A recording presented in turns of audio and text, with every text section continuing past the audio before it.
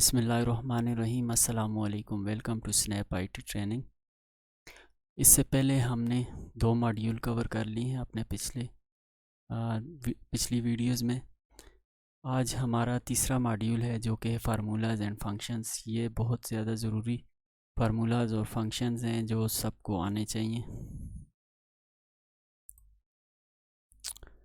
ये वो फार्मूलाज हैं जो एक एक्सेल एक्सपर्ट को आने चाहिए, यानी वो किसी ऑफिस में अगर काम कर रहा है या अपना बिज़नेस रन कर रहा है तो उसको ये फार्मूलाज आने चाहिए ताकि वो एक्सेल में हर किस्म का काम कर सके।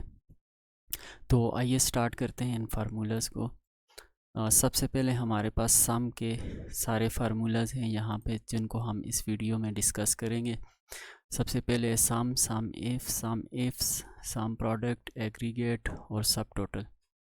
तो आइए देखते हैं सम क्या होता है। इसके लिए मैंने इस शीट में ये एक टेबल बनाया हुआ है जिसमें मेरा कुछ डेटा है।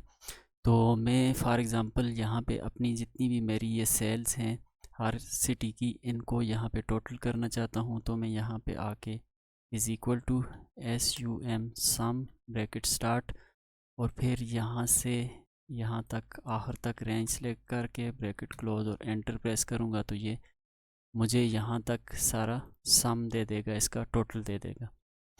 या यहाँ पे मैं कीबोर्ड से Alt plus is equal to press करूँ तो तब भी ये मुझे सम दे देगा। ये होता है सम फार्मूला।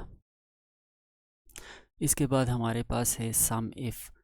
फॉर एग्ज़ाम्पल अब मुझे इसमें किसी एक प्रोडक्ट का फार्मूला सम इफ़ इस्तेमाल होता है किसी भी एक कोई सम इफ़ इस्तेमाल होता है कोई क्राइटेरिया दे के सम करवाने को। यानी कि मिसाल के तौर पे अगर मुझे यहाँ पे इस सारी जो जितना भी डेटा है इसमें किसी एक प्रोडक्ट का सम चाहिए, यानी कि एक प्रोडक्ट जो है उसके मुख्तलिफ़ शेयरों में कितनी कितनी सेल हुई है, तो अगर मुझे वो चीज़ देखनी है तो मैं यहाँ पे सम इफ़ लगाऊंगा।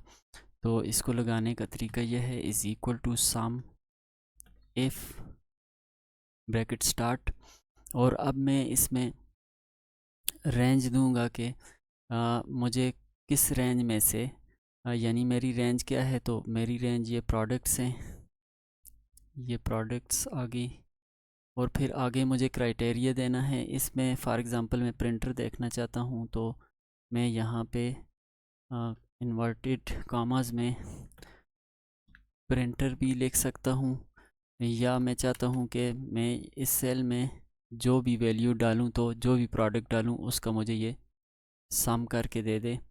और फिर लास्ट में मुझे सम रेंज यानी मुझे सेल्स की जो सम है ये करवाना है और मैं ब्रैकेट क्लोज करके एंटर प्रेस करूँगा तो ये देखें प्रिंटर का इसने मुझे बता दिया। अब फॉर एग्ज़ाम्पल मैं यहाँ पे माउस को देखता हूँ तो ये देखें माउस की जो सेल हुई है सारी सिटीज़ में वो 45,000 है।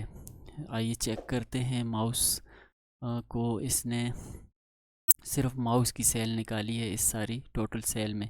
यहाँ पे हमने जब सम किया था तो इसमें हमने सारी सेल का टोटल किया था हर सिटी की। तो अब हम हर सिटी की और हर प्रोडक्ट का ये टोटल था। अब इसमें हम देख रहे हैं कि सिर्फ हमें माउस का चाहिए तो ये 45,000 आ रहा है। तो अगर हम चेक करें तो 20,000 प्लस 10,000 30,000 हो गया, फिर 35,000 हो गया और 10,000 45,000 हो गया। तो ये इसने हमें माउस की कर दी। इसी तरह हम जो भी प्रोडक्ट इसमें चेंज करेंगे तो ये यहाँ पे हमें आके उसका सम दे देगा कि इसकी इतनी सेल हुई है। अब आगे बढ़ते हैं। हमारे पास तीसरा फार्मूला है सम में सम इफ्स। सम इफ्स किस लिए इस्तेमाल होता है? सम इफ जब आप एक से ज़्यादा क्राइटेरिया दे के किसी चीज़ का सम करवाना चाहते हैं तो उसके लिए सम इफ इस्तेमाल होता है। अब फॉर एग्ज़ाम्पल हमने पिछले सम इफ़ में एक ही कंडीशन दी थी कि हमें इस सारे डेटा में से सिर्फ माउस की जो टोटल सेल हुई है वो बता दो। तो इसने हमें ये बताई जो कि 45,000 है। अब हमने इसमें आके अब मैं चाहता हूँ कि अब माउस की आप यहाँ पे देखें तो मुख्तलिफ़ सिटीज़ में सेल हुई हुई है।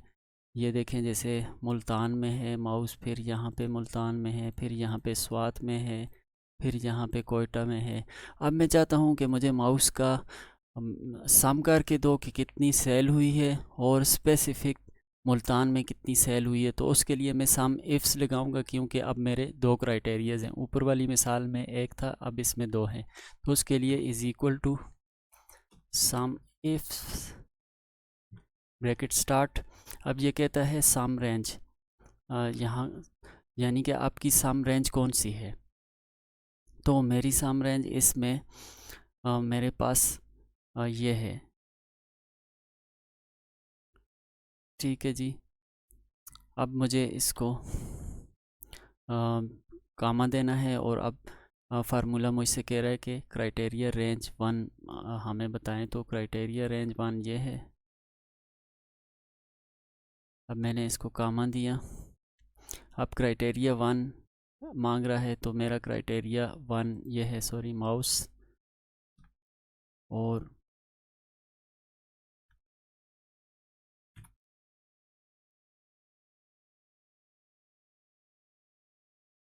आइए अब देखते हैं सम इफ्स को। तो पिछले फार्मूला में हमने सम इफ़ देखा था। सम इफ़ में हमने सिर्फ इस सारी टोटल सेल में से सिर्फ माउस की सेल जो है वो कैलकुलेट करनी थी, कि यानी कि माउस की सेल कितनी हुई है। तो वो 45,000 हुई थी। अब इसमें यानी कि उसमें एक ही क्राइटेरिया था कि सिर्फ माउस की सेल देखनी है टोटल। अब इसमें हमारे पास दो क्राइटेरिया हैं। फॉर एग्ज़ाम्पल हम चाहते हैं कि माउस की सेल देखो और स्पेसिफ़िकली मुल्तान में कितनी सेल हुई है। अब अगर माउस को आप यहाँ पे देखें तो ये मुल्तान में भी सेल हुआ हुआ है, यहाँ पे फिर मुल्तान में सेल हुआ हुआ है, नीचे आए तो स्वात में भी सेल हुआ हुआ है, और ये कोयटा में भी सेल हुआ हुआ है। तो अब इसमें हम देखते हैं कि स्पेसिफ़िकली मुल्तान में इसकी कितनी सेल है। अब हमारे पास दो रेंजेस हैं। अब हमारे पास दो कंडीशंस हैं। पिछले में एक कंडीशन थी, इसमें दो हैं। तो हम सम इफ्स इस्तेमाल करेंगे। तो इसको यूज़ कैसे करते हैं, is equal to sum ifs bracket start. ये कह रहा है सम रेंज। तो किस किस चीज़ का सम चाहिए हमें। तो इस रेंज में से हमें सम चाहिए माउस का। तो हम अब कामा देते हैं, और कामे के बाद अब ये कहता है क्राइटेरिया रेंज वन, यानी कि वो क्राइटेरिया जहाँ पे आपकी प्रोडक्ट एग्जिस्ट करती है, यानी कि ये माउस। तो वो हमारी ये है, ये रेंज आ गई। और इसमें अब कह रहा है कि आपकी क्राइटेरिया वन क्या है। क्राइटेरिया वन हमारा ये है कि इसमें माउस देखना है। और फिर अब ये कह रहा है क्राइटेरिया रेंज टू, तो हमें सिटीज़ देखना है। सिटीज़ में से देखना है क्राइटेरिया क्या है, मुल्तान। और इसको अब हम ब्रैकेट बंद करके एंटर प्रेस करते हैं, तो ये देखें माउस की मुल्तान में 30,000 की सेल हुई है टोटल। ठीक है। अगर हम इसमें आके भी देखें तो इसका टोटल करके देखें तो 20,000 ये है मुल्तान में, फिर 20 एंड 10 ये, फिर मुल्तान में ये 10,000 है, तो ये होगी 30,000। इसी तरह अगर हम कीबोर्ड को चेक करें तो ये कीबोर्ड की बता रहा है। अब हम अगर कीबोर्ड की किसी स्पेसिफिक सिटी में देखना चाहते हैं तो उसके लिए हम यहाँ से चेंज कर सकते हैं। फॉर एग्ज़ाम्पल मैं यहाँ पे कोयटा करता हूँ, एंटर प्रेस करता हूँ तो ज़ीरो बताएगा, क्योंकि कोयटा में कीबोर्ड की कोई सेल नहीं है, आप अगर इस लिस्ट में देख सकें। तो इसमें अब आप ऊपर प्रोडक्ट चेंज करें और सिटी चेंज करें तो ये आपको यहाँ पे रिज़ल्ट देगा। तो मैं इसको वापस उसी पे करता हूँ।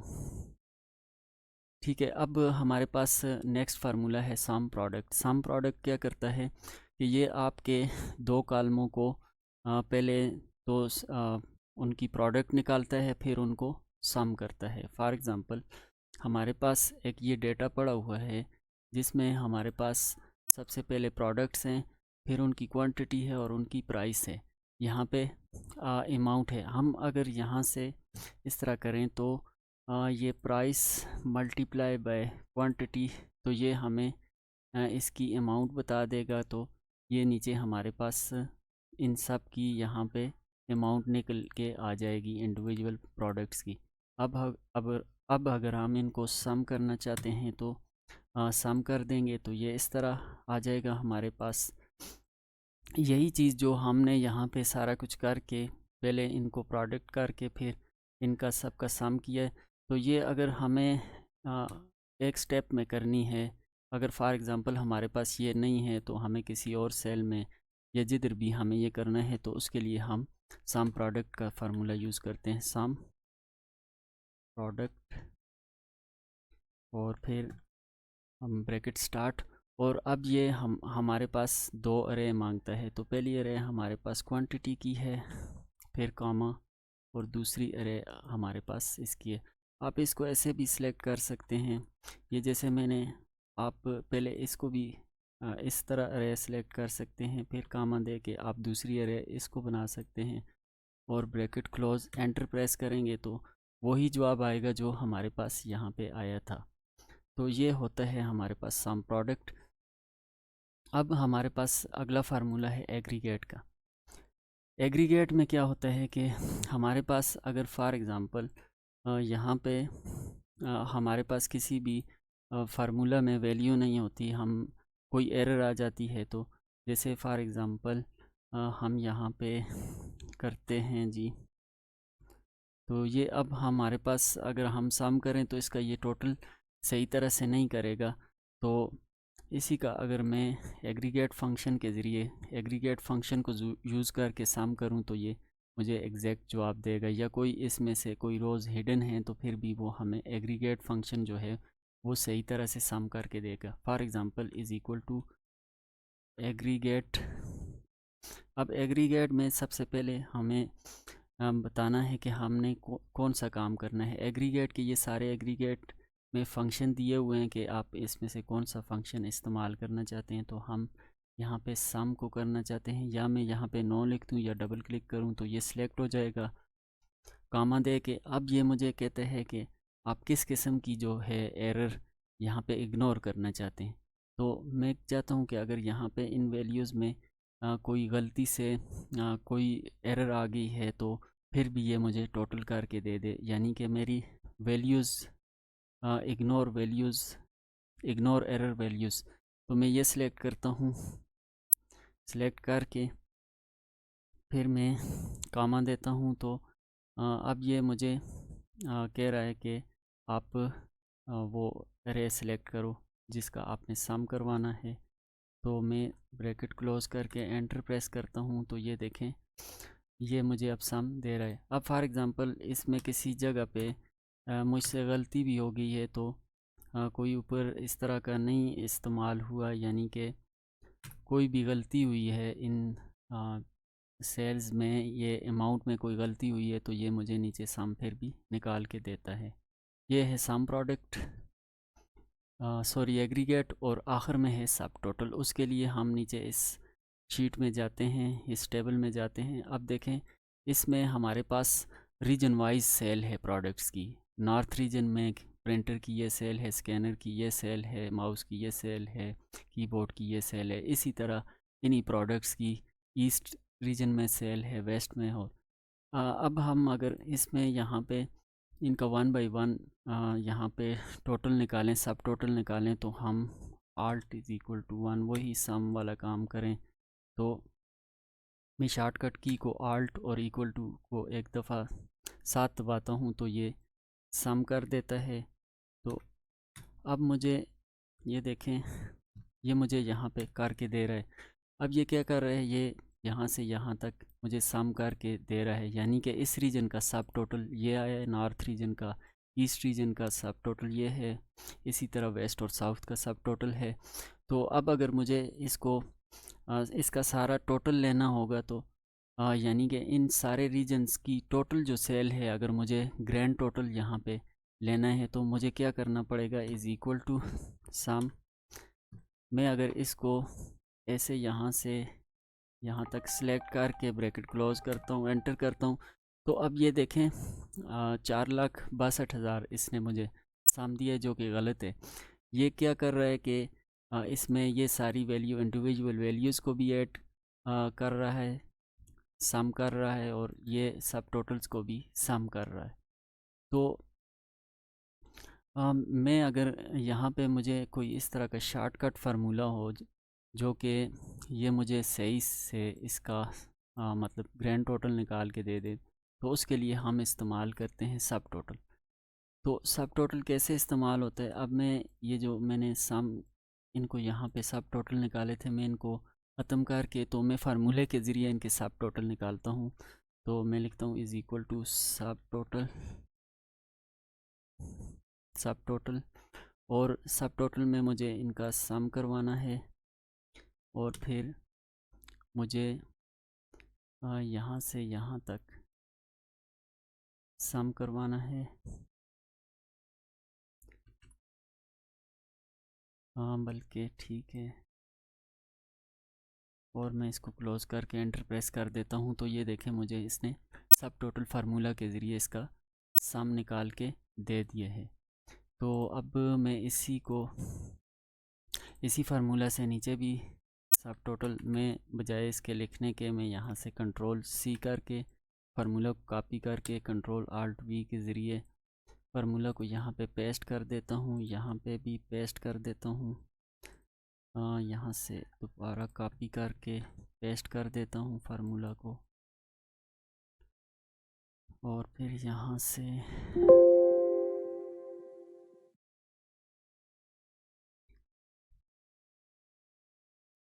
अब मेरे पास ये फार्मूलास कॉपी हो गए हैं। मैं इस फार्मूला में रेंज को सेट करता हूँ, ये यहाँ से यहाँ तक, और इस फार्मूला को भी ठीक करता हूँ, रेंज को ठीक करता हूँ, इन दो वैल्यूज़ को ले और यहाँ पे भी आके F2 प्रेस करके और यहाँ से इनको कर देता हूँ। अब मुझे इन सब कॉलम्स के ये वाली वैल्यूज़ इग्नोर करने के लिए मुझे यहाँ पे आके मैं क्या करता हूँ इज़ इक्वल टू सब टोटल, और फिर मैं यहाँ से मुझे सम करवाना है तो सम वाले को सिलेक्ट करके और फिर मैं अब रेंज सेलेक्ट करता हूँ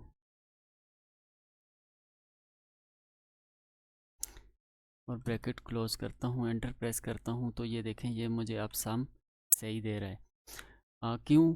इसने क्या किया कि इसने अब सब टोटल निकाले हैं सिर्फ उन वैल्यूज़ के जो कि सब टोटल्स हैं। जहाँ पे सब टोटल फार्मूला लगा हुआ है इसने सिर्फ उन वैल्यूज़ को लिया है। फॉर एग्ज़ाम्पल इस वैल्यू को लिया है पहले, फिर इस वैल्यू को लिया है जो बोल्ड हैं, यानी कि सब टोटल फार्मूले के ज़रिए जो हमने सब टोटल निकाले हुए थे। तो ये काम होता है जी सब टोटल का, यानी कि हमने पहले सब टोटल के ज़रिए यहाँ पे सम किया इनको और फिर सब टोटल के ज़रिए इन सारे रीजन्स का जो सब टोटल आ रहा था उसको हमने यहाँ पे सिलेक्ट किया।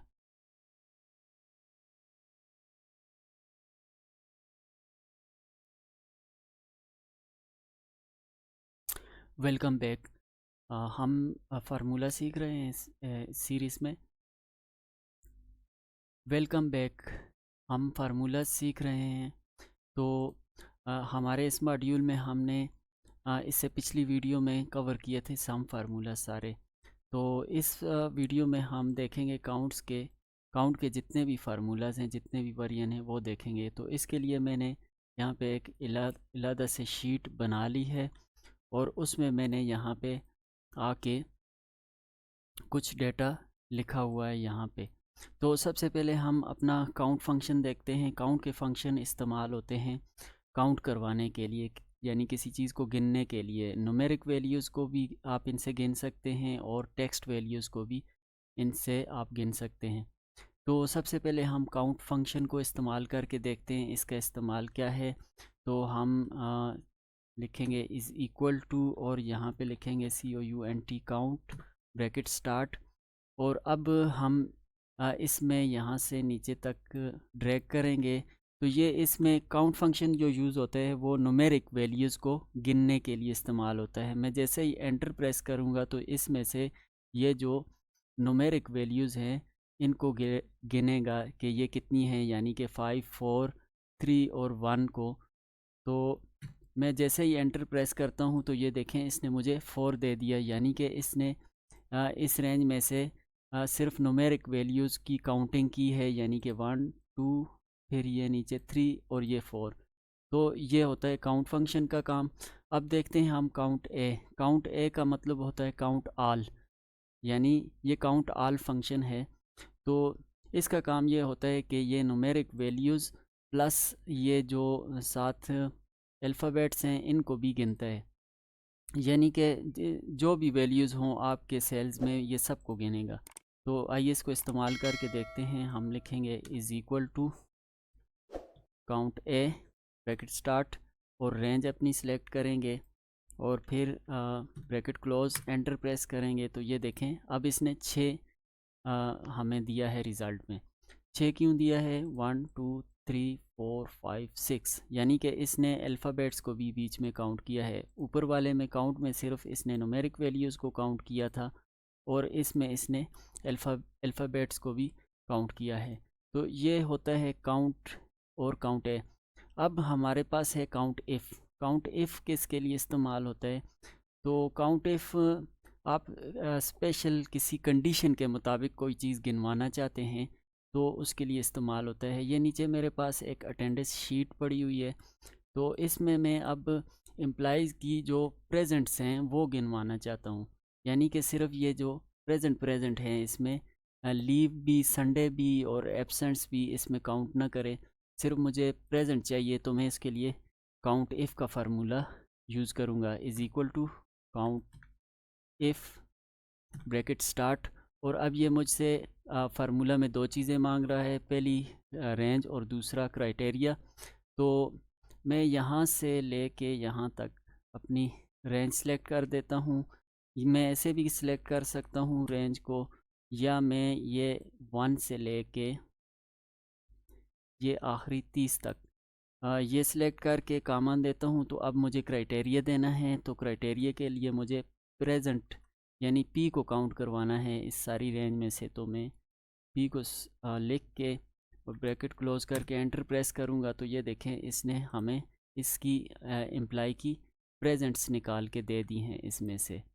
तो मैं अब इसको सारे पे नीचे अप्लाई करूँ तो ये हमें सारे जितने भी एम्प्लॉय हैं उनकी प्रेजेंट्स यहाँ पे निकाल के दे रहा है। इसी को हम आगे भी इस्तेमाल करके अब लीव्स को इस्तेमाल कर लीव्स को काउंट करवाना चाहते हैं। तो उसी तरह मैं यहाँ से रेंज सेलेक्ट करूँगा, रेंज सेलेक्ट करके फिर कामा और फिर क्राइटेरिया में अब मुझे लीव है, तो मेरी लीव यहाँ से एल से शो हुई हुई है इस अटेंडेंस शीट में। तो मैं एल लिख के और ब्रैकेट को बंद करके एंटर प्रेस करूँगा। तो ये देखें इसकी 3 लीव्स हैं, 1 2 एंड 3।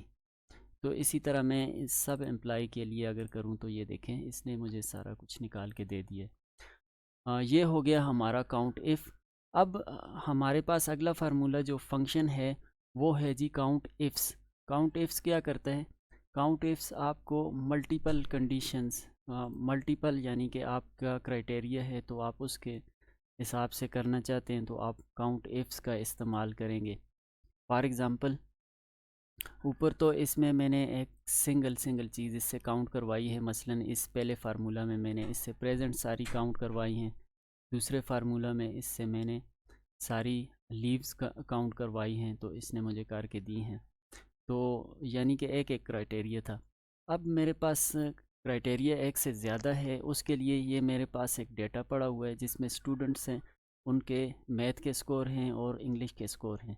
अब मैं चाहता हूँ कि मुझे इसमें से उन स्टूडेंट का काउंट बता दे, यानी वो स्टूडेंट गिन के बता दे कि जिनके मैथ और इंग्लिश में 90 नंबर हैं, यानी 90 से ऊपर नंबर हैं जिनके। तो मैं उसके लिए लिखूँगा इज़ इक्वल टू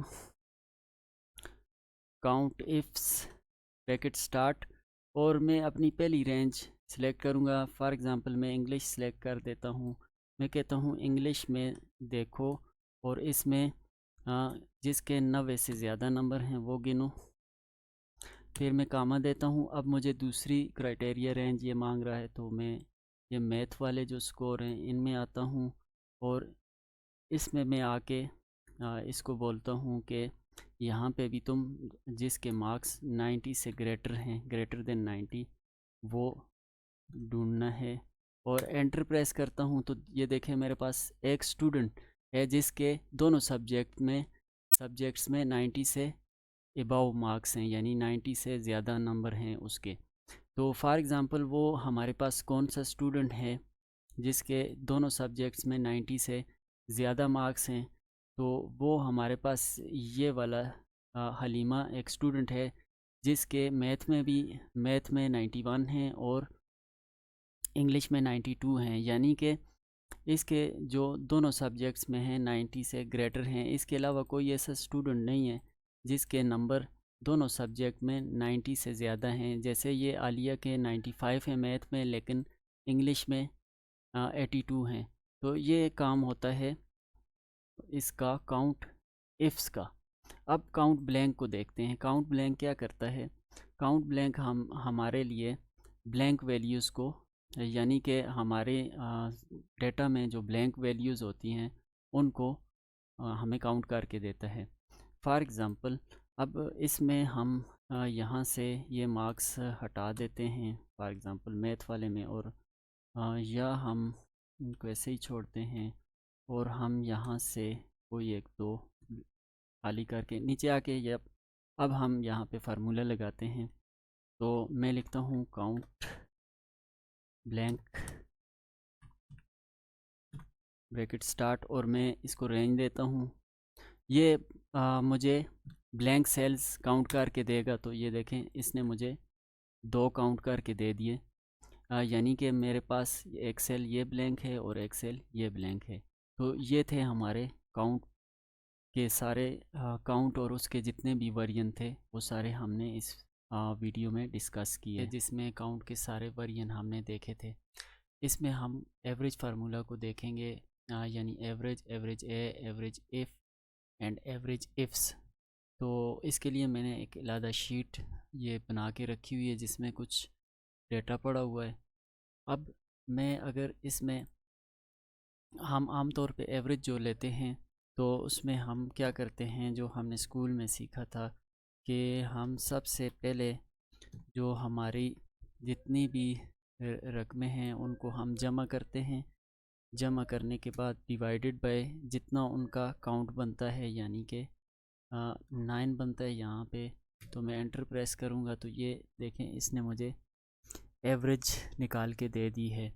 तो मेरी यहाँ पे इसने इस तरह किया है कि पहले हमने यहाँ पे सम किया है इनको, तो सम इसका आया था 5400 डिवाइडेड बाय 9 वैल्यूज़ हैं तो 9 पे इसने तकसीम किया, तो ये हमारे पास एवरेज निकल के आ गई। इसी का हम एक्सेल ने हमें एक फंक्शन दिया हुआ है जिसको एवरेज कहते हैं। हम उसके ज़रिए बिल्कुल आसानी से एवरेज निकाल सकते हैं। इसमें हमें ना सम करने की ज़रूरत है और ना डिवाइडेड बाय जितने नंबर हैं, ये ऑटोमेटिकली खुद ही सम करके उनको डिवाइडेड बाय जितनी भी वैल्यूज़ होती हैं उसके काउंट पे डिवाइड कर देता है। अब जो हमारे पास एवरेज ए है, एवरेज ए क्या करता है कि ये अगर हम इससे एवरेज निकालें तो ये भी हमें एवरेज ही निकाल के देते हैं, लेकिन इसमें ये टेक्स्ट वैल्यूज़ और जो हम कोई भी चीज़ लिखते हैं तो उनको इग्नोर कर देता है, ब्लैंक्स को इग्नोर करता है और सिर्फ ट्रू और फॉल को जो है, यानी ट्रू वैल्यूज़ को अगर हम ऐसे ट्रू को 1 कंसिडर करता है और फॉल्स को 0 कंसिडर करता है। तो बाकी ये वाले ये जो एवरेज वाला फार्मूला है एक्सेल का, ये दोनों काम नहीं करता। ये जस्ट न्यूमेरिक वैल्यूज़ को ही सम करके उनको डिवाइडेड बाय काउंट पे डिवाइड कर देता है। तो आइए देखते हैं इसको हम इज़ इक्वल टू एवरेज ए, हम अपनी रेंज सेलेक्ट करते हैं और ब्रैकेट क्लोज। ये देखें इसने भी हमें एवरेज ही निकाल के दी है, लेकिन अब अगर हम यहाँ पे फॉल्स लिखें तो इसने क्या किया कि और किसी जगह पे हम यहाँ पे ट्रू भी लिख देते हैं। हम यहाँ पे आके नीचे ट्रू लिख देते हैं। अब ये क्या कर रहे हैं कि ये जो एवरेज वाला फंक्शन है ये उसी तरह इन सब को, ये जो एक्सेल का पहला बिल्ट इन फंक्शन है वो तो हमने अपनी तरफ से लगाया हुआ है, हमने अपना एक फंक्शन बनाया हुआ है। लेकिन ये एक्सेल ने हमें एवरेज का दिया हुआ है। अब ये क्या कर रहा है कि इसमें ये टेक्स्ट वैल्यूज़ जो हैं इनको नहीं ले रहा और रिज़ल्ट को डिवाइडेड बाय 9 ही कर रहा है। तो ये इस सूरत में एवरेज हमारी सही नहीं निकाल के दे रहा। तो जब हमें इस तरह की टेक्स्ट वैल्यूज़ भी बीच में हों और ब्लैंक्स भी हों, तो उसके लिए हम काउंट ए को इस्तेमाल करते हैं। काउंट ए क्या करता है, अब ये एवरेज कर रहा है इनकी और इन वैल्यूज़ को ये कंसिडर कर रहा है इसमें और इनके मुताबिक ही डिवाइड करके हमें आंसर दे रहा है। उसके बाद हमारे पास काउंट इफ़ का फार्मूला है। काउंट इफ़ क्या करता है, एवरेज इफ़ का फार्मूला है। एवरेज इफ़ फंक्शन क्या करता है कि एवरेज इफ़ फंक्शन हमें किसी कंडीशन की बेस पे एवरेज निकाल के देता है। तो मैं यहाँ पे वापस इनको उसी तरह लिख देता हूँ और मैं यहाँ पे आके अब एवरेज इफ़ का फार्मूला यूज़ करता हूँ। एवरेज इफ़, अब मैं कहता हूँ कि ये मुझे कहता है कि हमें रेंज दो, तो इसमें मैं इसको रेंज देता हूँ जी, अपनी प्रोडक्ट्स की रेंज देता हूँ। और ये कह रहा है अब क्राइटेरिया दें कि किस क्राइटेरिया पे मैंने एवरेज निकालनी है। तो मैं इसको कहता हूँ कि आप हमें निकाल के दो माउस। और अब एवरेज रेंज में हम जो इनकी सेल्स है तो उसको सिलेक्ट करते हैं और एंटर में प्रेस करूँगा तो ये देखें इसने अब क्या किया है कि ऊपर तो ये पूरी हमें सेल्स निकाल के दे रहा था, पूरी सेल्स की एवरेज निकाल के दे रहा था। अब हमने सिर्फ माउस की एवरेज सेल निकाली है तो इसने हमें ये निकाल के दे दी है। इसमें हम कोई भी चीज़ चेंज करके भी यहाँ पे डाल सकते हैं, हम अपना क्राइटेरिया चेंज भी कर सकते हैं, यानी कि इस जगह किसी और आइटम की भी हम एवरेज सेल देख सकते हैं। काउंट इफ्स क्या करता है, काउंट इफ्स एवरेज इफ़ जो है वो मल्टीपल क्राइटेरिया की बेस पे एवरेज निकाल के देता है। फॉर एग्ज़ाम्पल हम यहाँ पे एवरेज इफ्स ब्रैकेट स्टार्ट और सबसे ये पहले हमें एवरेज रेंज मांग रहा है। तो इसमें हमने ये करना है कि सबसे पहले सेल्स की जो है वो रेंज सेलेक्ट करनी है, इसमें थोड़ा डिफरेंस है। अब ये कहता है क्राइटेरिया रेंज सेलेक्ट करें कि आपने क्या चीज़, तो मैं इसको कहता हूँ कि ये मेरी क्राइटेरिया रेंज है। और अब ये मांग रहा है कि क्राइटेरिया क्या है, तो क्राइटेरिया में मैं इसको दे देता हूँ माउस, फिर कामा। अब ये मुझे क्राइटेरिया रेंज 2 मांग रहा है तो मैं ये नामों की रेंज दे देता हूँ और फिर मैं इसको क्राइटेरिया 2 देता हूँ। क्राइटेरिया 2 में मैं देखना चाहता हूँ कि हमारे पास जो मरियम है उसने कितने माउस बेचे। सिर्फ मरियम की जो मरियम, हम एम्प्लाई में से मरियम का स्पेसिफिकली डेटा देख रहे हैं और उसने कितने माउस, उसकी एवरेज सेल क्या आ रही है वो देखना चाह रहे हैं। तो इस क्राइटेरिया में हम मरियम लिख देंगे और अब हमारा फार्मूला कंप्लीट हो गया है और मैं एंटर प्रेस करता हूँ तो ये देखें इसने हमें मरियम के हिसाब से माउस निकाल के दे दिए। अब फॉर एग्ज़ाम्पल मैं यहाँ पे माउस की जगह कीबोर्ड देखता हूँ और एंटर प्रेस करता हूँ तो ये इसने एरर क्यों दी।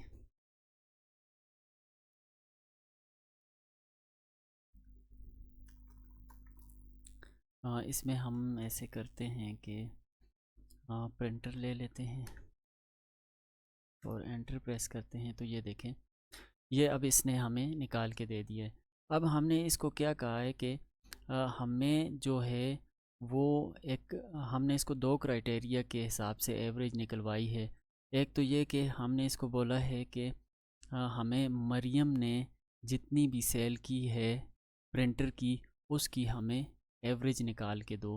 तो इसने हमें एवरेज निकाल के दी है। चूँकि मरियम ने एक ही दफ़ा सेल की हुई है प्रिंटर की 200, तो इसने हमें ये निकाल के दे दिया है।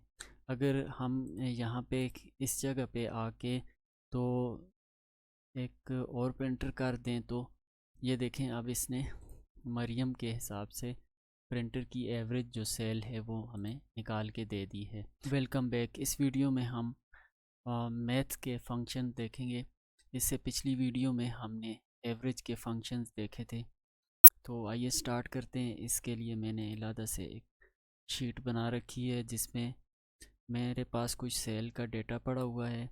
अब मैं इसमें मैक्स, मिन और प्रोडक्ट, स्क्वायर रूट, रैंक, ये फार्मूलाज, ये मैथ के फंक्शंस हैं, तो ये मैं अप्लाई करूँगा। फंक्शन या फार्मूला एक ही चीज़ है।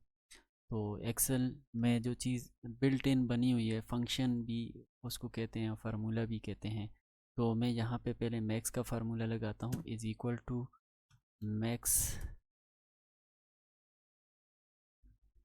कैपिटल या स्मॉल आप दोनों में इस्तेमाल कर सकते हैं। ये हमें इसमें सबसे जो बड़ी सेल है वो निकाल के देगा। तो ये देखें यहाँ पे 1000 जो है वो सबसे बड़ी सेल है हमारे पास। तो ये देखें इसमें। उसके बाद हमारे पास मेन है। मेन फंक्शन क्या करता है कि ये आपको सबसे छोटी वैल्यू किसी भी रेंज में से निकाल के देता है, यानी कि हमारी सबसे कम सेल कौन सी है। तो ये इज़ इक्वल टू मिन, और फिर हम रेंज सेलेक्ट करेंगे, एंटर प्रेस करेंगे, तो ये देखें हमारी सबसे कम सेल जो है वो 200 है। उसके बाद राउंड का फंक्शन है। राउंड क्या करता है कि हमारे पास किसी भी वैल्यू को राउंड ऑफ करके देता है। फॉर एग्ज़ाम्पल हमारे पास यहाँ पे कोई वैल्यू है जो कि मैं लिखता हूँ 5.34 और 5.59। अब इन दोनों को मुझे राउंड करवाना है, तो मैं यहाँ पे रिज़ल्ट यहाँ पे लेता हूँ। तो मैं इज़ इक्वल टू राउंड, ये डेसिमल, ये इनको एक फिगर बना देगा। और मैं जैसे ही एंटर प्रेस करता हूँ, सॉरी, मुझे यहाँ पे रकम देनी होगी राउंड में। फॉर एग्ज़ाम्पल मैं वही वाली रकम, ये रेफरेंस यहाँ पे नहीं लेगा। बिफोर एंटर प्रेस करता हूँ,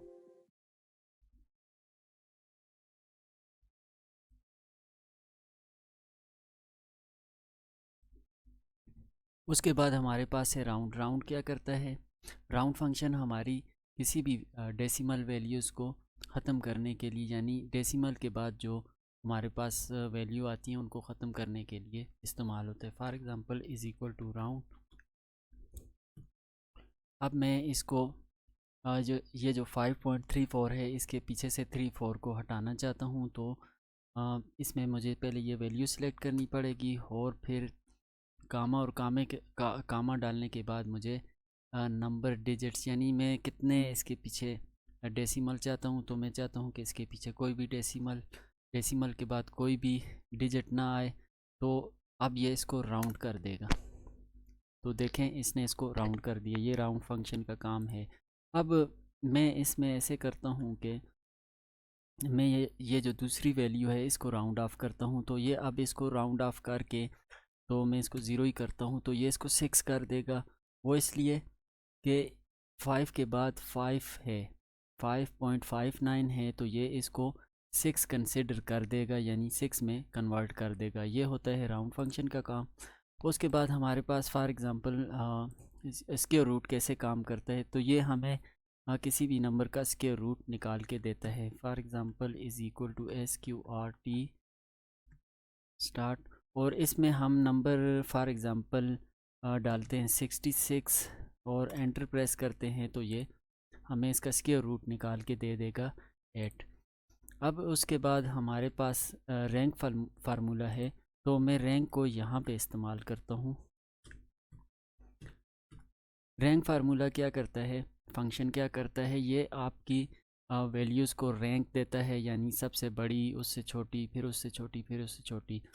तो इसमें अगर आप अपनी वैल्यूज़ को रैंक, यही रैंक फार्मूला मैंने अपने इस कोर्स में आगे आने वाली वीडियोस में इस्तेमाल किया हुआ है।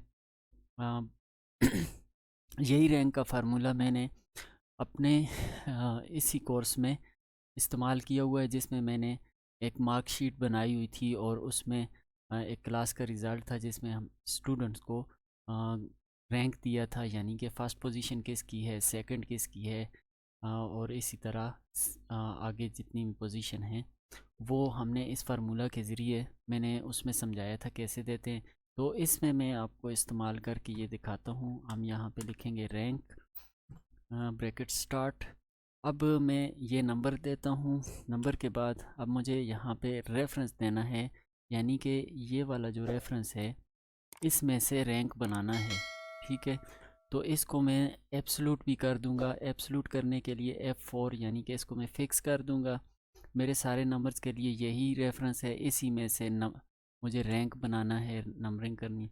अब ये आर्डर का कहता है डिसेंडिंग करूं या असेंडिंग करूं, तो आप इसमें ज़ीरो एंटर करके, तो यानी कि इसको एंटर प्रेस करें तो ये आपको अब रैंक दे देगा।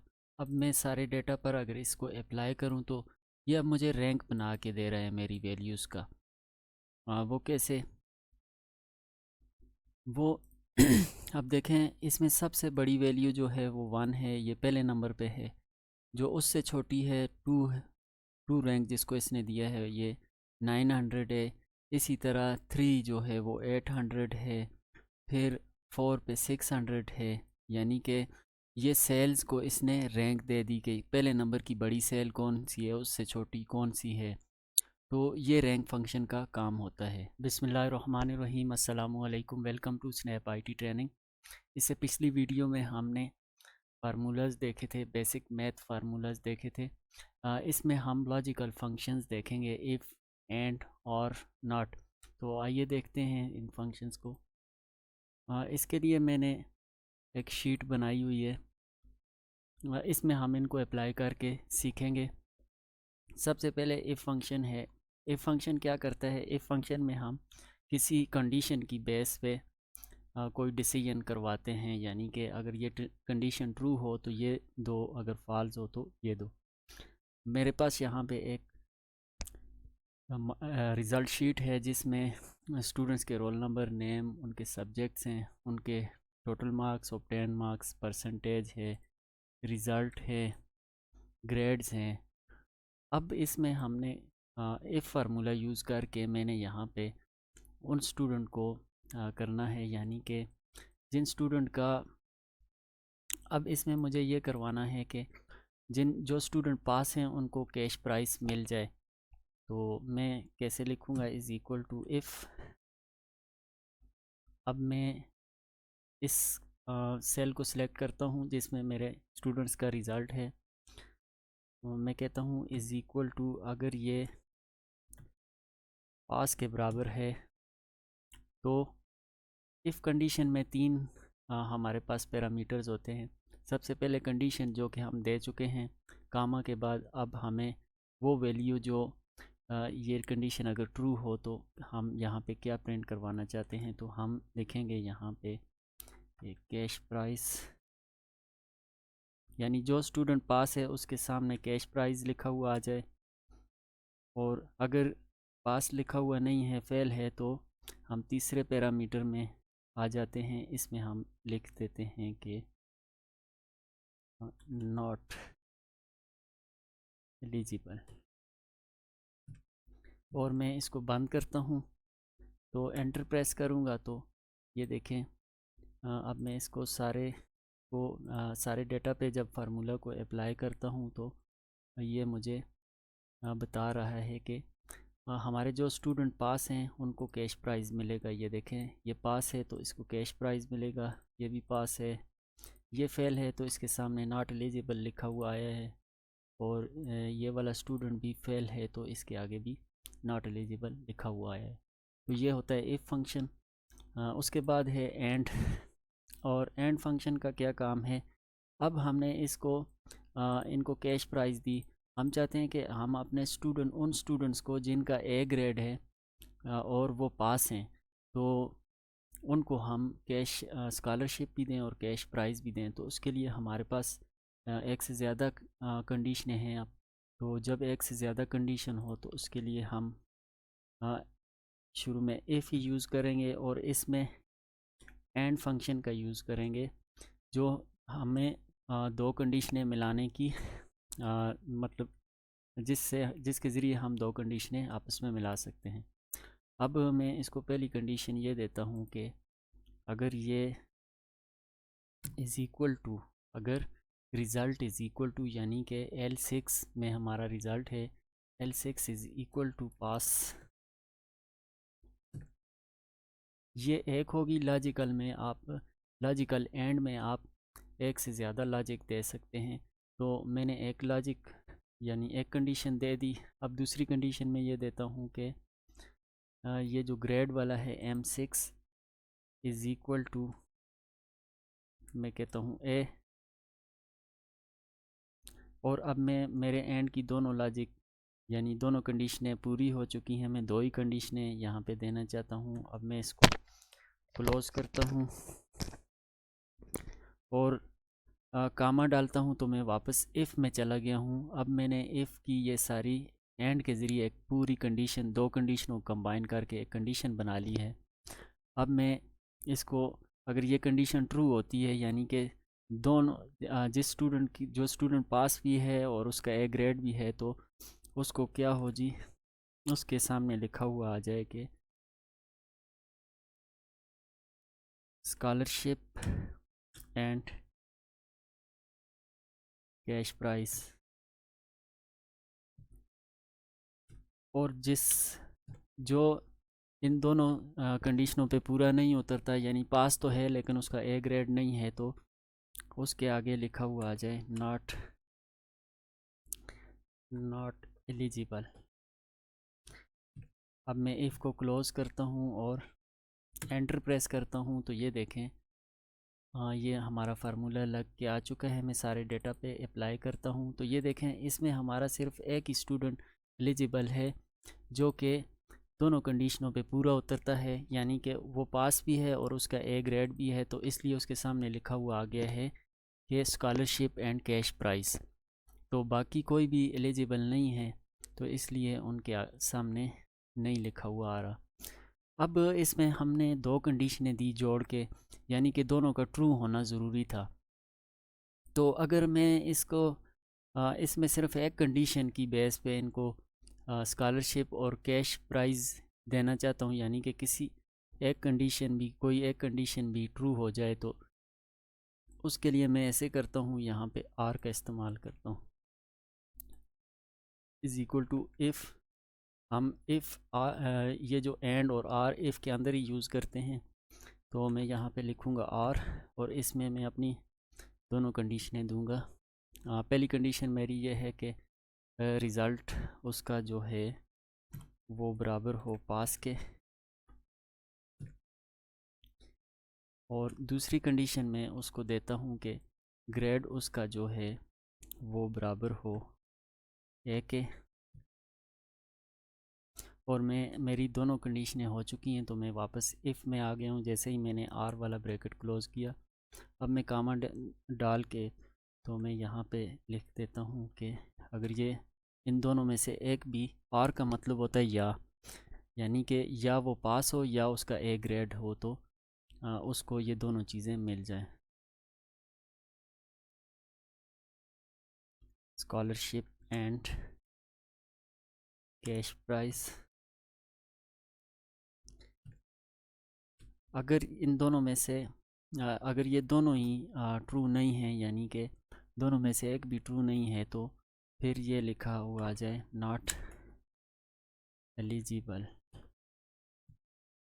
मैं ब्रैकेट क्लोज़ करके एंटर करता हूँ, तो ये देखें अब मैं इसको सारे डेटा पे जब फार्मूला को अप्लाई करता हूँ, तो ये देखें ये जो पहला स्टूडेंट है इसके लिए इसने स्कॉलरशिप एंड कैश प्राइस दोनों को डिस्प्ले कर दिया है, क्योंकि ये पास है।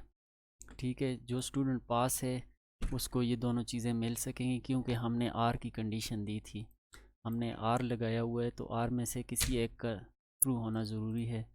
तो अब ये देखें ये स्टूडेंट, इसकी ये नॉट एलिजिबल है, इसलिए कि इसकी एक भी जो कंडीशन है वो ट्रू नहीं हो रही, यानी कि ना ही ये पास है और ना ही इसका ए ग्रेड है। इसी तरह ये स्टूडेंट जो है ये भी नॉट एलिजिबल है। इसकी वजह यह है कि ना तो ये पास है और ना ही इसका ग्रेड ए है, यानी अगर ये पास भी होता यहाँ पे तो फिर भी ये एलिजिबल हो जाता। तो ये था एंड और आर। अब नॉट को देखने के लिए हम यहाँ पे ट्रू एंड फॉल्स लिखते हैं। अब मैं नॉट फंक्शन को यूज़ करता हूँ और मैं ये ट्रू पे क्लिक करता हूँ, इसको बंद करता हूँ, तो ये देखें ये इसको रिवर्स कर देगा। ये यहाँ पे ट्रू को इसने फॉल्स कर दिया, यानी कि जिस चीज़ को हमने अपोजिट करना होता है। अब मैं इसी तरह नॉट का यूज़ करता हूँ और ये फॉल्स को सिलेक्ट करता हूँ तो ये इसको ट्रू कर देगा। तो ये होता है नॉट का इस्तेमाल। नॉट इतना ज़्यादा यूज़ नहीं होता, तो इसलिए बस आपको इतना पता होना चाहिए इसके बारे में। तो ये थे हमारे लॉजिकल फंक्शंस जो कि हमने इस वीडियो में सीखे। अब आइए देखते हैं इसके बाद हमारे पास कौन से फंक्शंस हैं जो हमने सीखने हैं।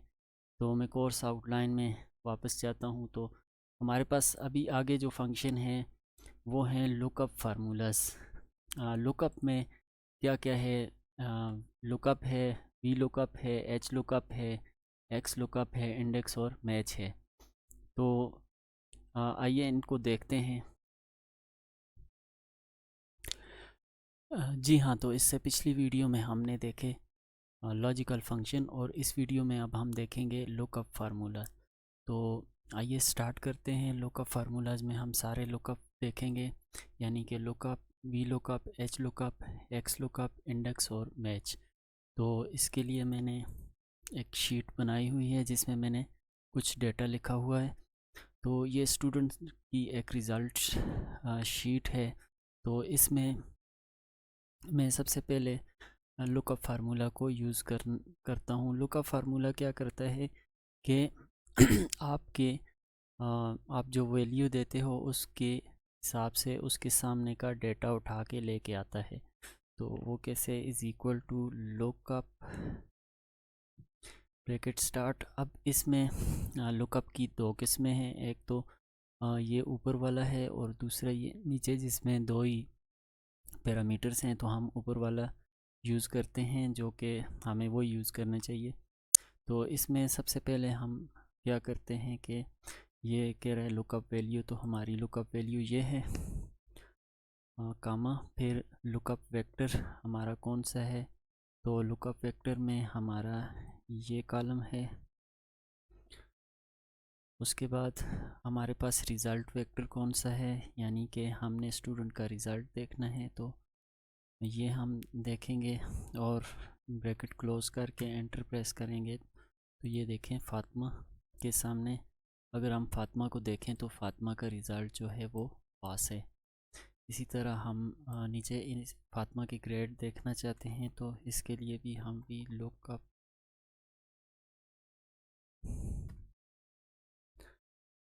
वैल्यू यही हमारी है फ़ातिमा टेबल। अरे सॉरी, मैंने भी लुकअप लगा दिया है, यहाँ पे मुझे लुकअप लगाना है। और लुकअप में सबसे पहले लुकअप वैल्यू है, फिर हमारे पास लुकअप वेक्टर कौन सा है, तो ये है। उसके बाद हमारे पास रिज़ल्ट, यानी हम फ़ातिमा के सामने क्या चीज़ देखना चाहते हैं, तो ये उसका ग्रेड वाला है, ये रिज़ल्ट वेक्टर है। और एंटर प्रेस करेंगे तो ये देखें फ़ातिमा के सामने ग्रेड भी आ गया।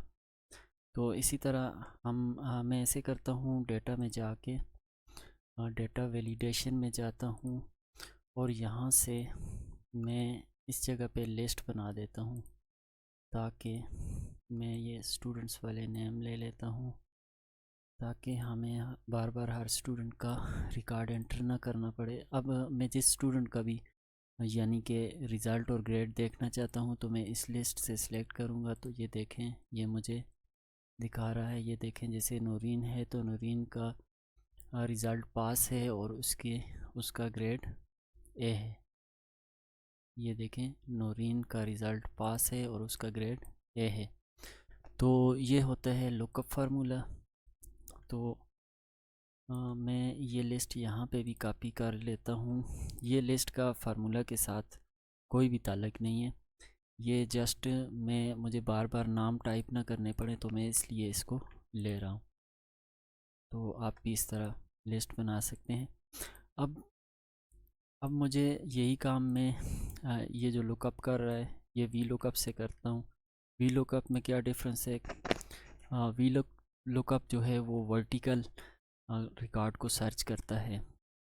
फॉर एग्ज़ाम्पल हमारे पास कोई भी रिकॉर्ड हो तो उसके सामने वर्टिकली वो उसका डेटा हमें, जैसे ये फ़ातिमा है तो इसके सामने ये रिकॉर्ड है, तो इस तरह नीचे नीचे ये सर्च करता है। जैसे खदीजा का नाम देंगे तो नीचे आ जाएगा, इसका नाम देंगे तो इस तरह, या ऊपर वाला कोई नाम देंगे तो ये ऊपर आ जाएगा। यानी कि ये इस तरह वर्टिकल रिज़ल्ट हमें तलाश करके देता है। तो वी लुकअप कैसे इस्तेमाल करते हैं? Is equal to V lookup. सबसे पहले लुकअप वैल्यू, तो ये हमारा स्टूडेंट का नेम है, और टेबल अरे हमारी कौन सी है? तो ये वाला हमारा टेबल है जिसमें हमने वैल्यू लुकअप करनी है। फिर उसके बाद कॉलम इंडेक्स, इसमें हमें कॉलम का इंडेक्स देना होता है कि हम कहाँ से इस वैल्यू के सामने कौन से वाले कॉलम में से डेटा उठाना चाहते हैं। तो हमारे पास जो है हम रिज़ल्ट वाला जो डेटा है इसको उठाना चाहते हैं, तो रिज़ल्ट वाले का हम यहाँ से नंबर गिनेंगे टेबल में 1 2 3 4 5 6 7 8 9 10। तो ये हमारा 10 आ गया। फिर हम कामा देंगे और फिर इसमें आगे दो वैल्यूज़ होती हैं, ट्रू अप्रॉक्सीमेट मैच और false exact match. Approximate match में ये डेटा गलत देता है तो ये नहीं रखना चाहिए।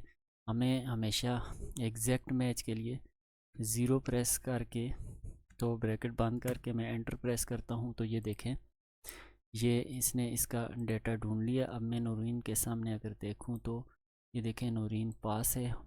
और अब मैं इसका ग्रेड के लिए भी करता हूँ, तो is equal to V lookup. Lookup value यही स्टूडेंट का नेम है, टेबल अरे हमारा ये है,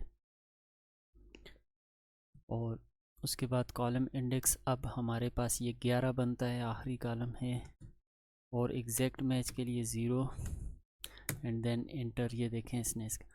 अब मैं जिस भी स्टूडेंट के लिए, अब मैं फ़ॉर एग्ज़ाम्पल खदीजा के लिए देख रहा हूँ, तो खदीजा पास है और उसका A+ ग्रेड है। तो ये देखें ये खदीजा है, ये दो वैल्यूज़ हैं, ये पास है और इसका A+ ग्रेड है। इसी तरह मैं किसी भी स्टूडेंट का देखूं तो ये मुझे नीचे रिज़ल्ट डिस्प्ले करेगा।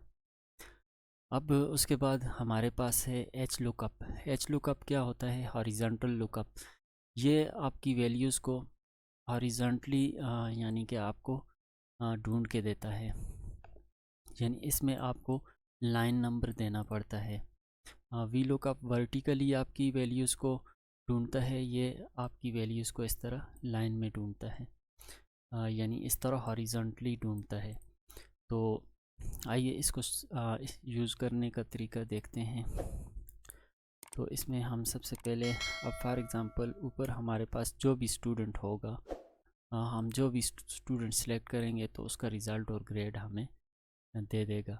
अब हमारा डेटा, ये जो डेटा है इसमें डिफरेंस, यानी डेटा वही है, सेम डेटा है, लेकिन ये इसको, अब ये जो हेडिंग्स इसकी हैं तो इस तरह नीचे को हैं, कॉलम वाइज हैं और नेम रो वाइज हैं। तो इसमें नेम कॉलम वाइज थे और हेडिंग्स रो वाइज थी। तो इसमें चेंजेस हैं, यानी कि अब हर स्टूडेंट का डेटा उसके नीचे ही नज़र आ रहा है। तो दूसरे सूरत में यहाँ पे स्टूडेंट है तो उसके सामने उसका डेटा नज़र आता था। तो अब हम इसको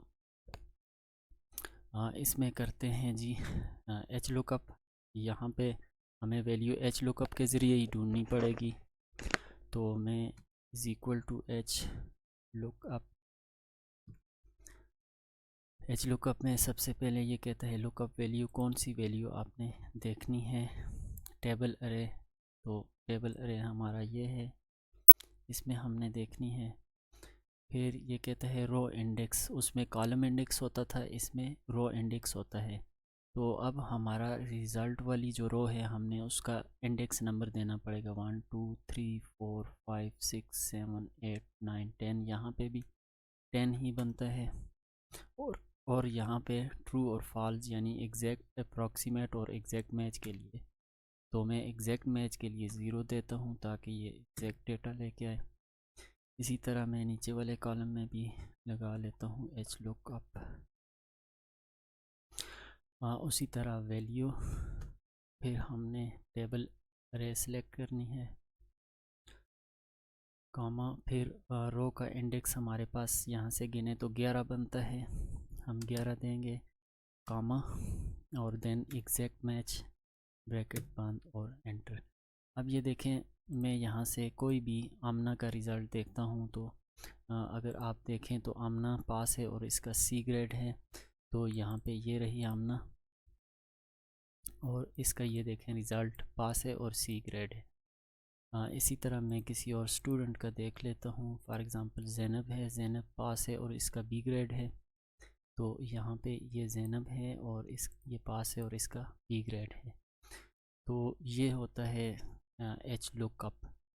अब इंडेक्स और मैच, इंडेक्स और मैच को हम कंबाइन यूज़ करके, ये इनका सब्स्टिट्यूट है, यानी इन लुकअप के फार्मूलों, इन फार्मूला को यूज़ इन आप अगर लुकअप को यूज़ नहीं करते और उसकी जगह वी लुकअप यूज़ करना चाहते हैं तो आप इंडेक्स और मैच को कंबाइन करके यूज़ कर सकते हैं। तो ये कैसे होता है, मैं फॉर एग्ज़ाम्पल यहाँ से कोई भी अगर नाम में जो भी रखना चाहता हूँ मैं रख सकता हूँ, मैं चेंज भी कर सकता हूँ। तो मैं यहाँ पे लिखता हूँ G is equal to index bracket start.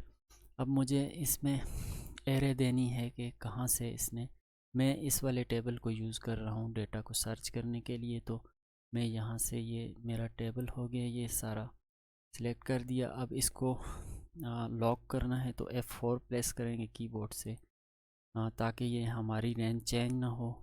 फिर कामा दे के उसके बाद हम यहाँ पे मैच फार्मूला यूज़ करेंगे। मैच फार्मूले में हम सबसे पहले लुकअप वैल्यू देखेंगे कि हमने कौन सी वैल्यू को देखना है। तो हमने ये स्टूडेंट का नेम है, हम इसको भी लॉक कर देंगे F4 प्रेस करके। और लुकअप अरे स्टूडेंट का नेम इस कॉलम में है तो हम इसको सिलेक्ट करके और लॉक कर देंगे। फिर हम एग्जैक्ट मैच के लिए 0 प्रेस करेंगे, इस ब्रैकेट को क्लोज़ करेंगे, कामा, और फिर हम मैच दोबारा लगाएंगे। और इसमें अब हम लुकअप वैल्यू हमारी सब्जेक्ट्स हैं, सब्जेक्ट का नेम है तो कामा, और लुकअप अरे, अब मेरी लुकअप अरे जो है वो इस तरह लाइन है, यानी मेरे सब्जेक्ट्स के नेम जो हैं इस तरह लाइन में हैं। तो मैं इसको भी फिक्स कर देता हूँ, कामा, और एग्जैक्ट मैच मुझे चाहिए जितने मैं 2 दफ़ा इसको ब्रैकेट को क्लोज़ करके एंटर प्रेस करूँगा तो ये देखें इसने आमना के सामने 78 इंग्लिश के मार्क्स मुझे दे दिए। अब इसका फ़ायदा ये होता है कि वी लुकअप की जगह उसमें आपको हर जगह पे जाके इनके नेम चेंज करने पड़ते हैं। तो आपको इसमें हर जगह पे जाके आप नेम चेंज करते हैं इसमें फार्मूला में। इंडेक्स और मैच को यूज़ करने का क्या फ़ायदा है, आप वी लुकअप और एक एच लुकअप में जो लाइन और कॉलम है उसका नंबर चेंज करते हैं तो तब वो आपको डेटा निकाल के देता है। इसमें ऐसा कुछ भी नहीं करना पड़ता, ये ऑटोमेटिकली आपका डेटा के लिए लाइन और कॉलम को खुद ही चेंज करते हैं। तो अब मैं अगर इसको यहाँ पे सब पे अप्लाई करूँ तो ये मुझे आमना के सारे नंबर दे देगा। तो अगर मैं यहाँ पे आमना के नंबर देखूँ तो इंग्लिश में 78, मैथ में 66, यहाँ पे ये है हमारे सामने आमना। ये देखें 78, 66, 24, 32, 24, 32 एंड 72 फ़िज़िक्स में, और ये देखें 72 फ़िज़िक्स में। अब मैं जिस भी स्टूडेंट का नेम यहाँ से चेंज करता हूँ तो ये देखें पुष्पा के नंबर अब मेरे सामने शो कर रहा है। इसी तरह कुलसूम एंड सो ऑन, आप जिसके भी देखना चाहते हैं। तो ये थे जी हमारे लुकअप के function, index, match, lookup, V lookup और एच लुकअप। तो इंशाल्लाह नेक्स्ट वीडियो में मिलेंगे मज़ीद फंक्शंस के साथ। तब तक अल्लाह हाफिज़। इस वीडियो में हम देखेंगे टेक्स्ट के फंक्शन, यानी कॉनकेटिनेट, लेफ़्ट, राइट, और ये नीचे कुछ एडवांस फंक्शन है, ये हम इस वीडियो में देखने वाले हैं। तो इसके लिए मैंने एक अलग शीट बनाई हुई है टेक्स्ट फंक्शंस के नाम से, जिसमें हम ये सारे फंक्शंस अप्लाई करके देखेंगे। तो आइए स्टार्ट करते हैं। सबसे पहले हमारे पास कॉनकेटिनेट है। तो फॉर एग्ज़ाम्पल हम यहाँ पे इज़ इक्वल टू कॉनकेटिनेट, और ये दो स्ट्रिंग्स को जोड़ने के काम आता है कामा। फिर आप इसमें स्पेस रखने के लिए, या पहले मैं वैसे ही करके देखता हूँ, और जब आप एंटर प्रेस करेंगे तो ये देखें इसने एक्सेल और वर्कबुक दोनों को जोड़ दिया है। अब अगर मैं इसमें स्पेस डालना चाहूँ तो मैं फिर इसको यहाँ पे आके तो ये स्पेस दे के फिर कामा और एंटर प्रेस करूँगा तो ये अब इसमें स्पेस आ चुकी है। उसके बाद है हमारे पास लेफ़्ट वाला जो फंक्शन है, ये हमें लेफ़्ट साइड से हम जितने अल्फ़ाबेट्स किसी वर्ड में से लेना चाहते हैं तो ये हमें देता है। For example is equal to left में आके सबसे पहले हम ये सिलेक्ट कर लेंगे। इसमें से हमने इसके लेफ़्ट साइड के करैक्टर्स जो हैं वो उठाने हैं। तो इसकी लेफ़्ट साइड से मैं फॉर एग्ज़ाम्पल एक्स और सी को उठाना चाहता हूँ, तो मैं यहाँ पे लिखूँगा सॉरी ई और एक्स को, तो मैं यहाँ पे 2 लिख के एंटर प्रेस करूँगा तो ये देखें लेफ़्ट से इसने 2 करैक्टर उठा लिए। अब उसके बाद है हमारे पास राइट वाला क्या काम करता है, वो राइट साइड से आपको करैक्टर उठा के देता है। फॉर एग्ज़ाम्पल राइट, इसमें सबसे पहले हमने टेक्स्ट सेलेक्ट करना है, फिर नंबर ऑफ़ करैक्टर्स कितने हमें चाहिए, तो हमें राइट से भी 2 ही चाहिए, तो हम ज़्यादा भी रख सकते हैं। तो ये देखें एल और ई इसने आखिर में से यहाँ से उठा के दे दिया। उसके बाद हमारे पास है मिड, ये हमें दरमियान में से कोई भी करैक्टर उठा के देता है। फॉर एग्ज़ाम्पल टेक्स्ट यही है, और फिर हम स्टार्टिंग नंबर फॉर एग्ज़ाम्पल 2 से हम कहते हैं, जहाँ पे एक्स है ई एक्स, 2 से लेके हमें ये 2 नंबर 2 करैक्टर्स हमें उठा के दे दे, या 3 हम इससे इस्तीफ़ा लेते हैं। एंटर प्रेस करेंगे तो ये देखें ये इसने एक्स से आगे एक्स, सी और ई को उठा के दे दिया है। तो ये होता है मिड फंक्शन का काम। लेंथ फंक्शन हमें बताता है कि इसकी कितनी लेंथ है, यानी इसमें कितने करैक्टर हैं। तो इसको अप्लाई करने का तरीका ये है, और फिर हम टेक्स्ट सेलेक्ट करते हैं, एंटर। तो इसमें 5 अल्फ़ाबेट्स हैं, यानी 5 करैक्टर्स हैं, ई एक्स सी ई एल। उसके बाद हमारे पास है फाइंड हमें कोई भी हम इसमें से टेक्स्ट किसी भी उससे टेक्स्ट हम लेना चाहते हैं, जब पैराग्राफ वगैरह से, तो उसमें हेल्प करता है। तो फॉर एग्ज़ाम्पल हम इसमें से उठाना चाहते हैं फाइंड टेक्स्ट। यहाँ पे हमें टेक्स्ट लिखना होगा सबसे पहले, कौन सा टेक्स्ट। फॉर एग्ज़ाम्पल हम एक्सेल को उठाना चाहते हैं, और विद इन टेक्स्ट इस टेक्स्ट से हमें उठाना है, और स्टार्टिंग नंबर इसका 1 है। एंटर प्रेस करेंगे तो ये हमें इसका ये हमें इसका पोजीशन बताता है कि ये फाइंड किस जगह पे है। तो इसी को हम एक दूसरे से भी चेक कर लेते हैं। फाइंड, अब हम ये वाला उठाते हैं। हमें कौन सा टेक्स्ट, किस टेक्स्ट की पोजीशन फाइंड करनी है, तो हमें इसमें एक्सेल की पोजीशन फाइंड करनी है जो कि 1 2 3 4 5 नंबर पे है। तो हम यहाँ पे EXCEL एक्सेल कामा इस टेक्स्ट में से जो टेक्स्ट है वो उसको सिलेक्ट करना है, और फिर स्टार्टिंग नंबर कहाँ से लेना है। तो मैं कहता हूँ कि स्टार्टिंग नंबर 1 से ही हो, स्टार्ट नंबर जो है वो 1 से ही हो। एंटर प्रेस करूँगा तो ये 21 हमें रिटर्न कर रहा है।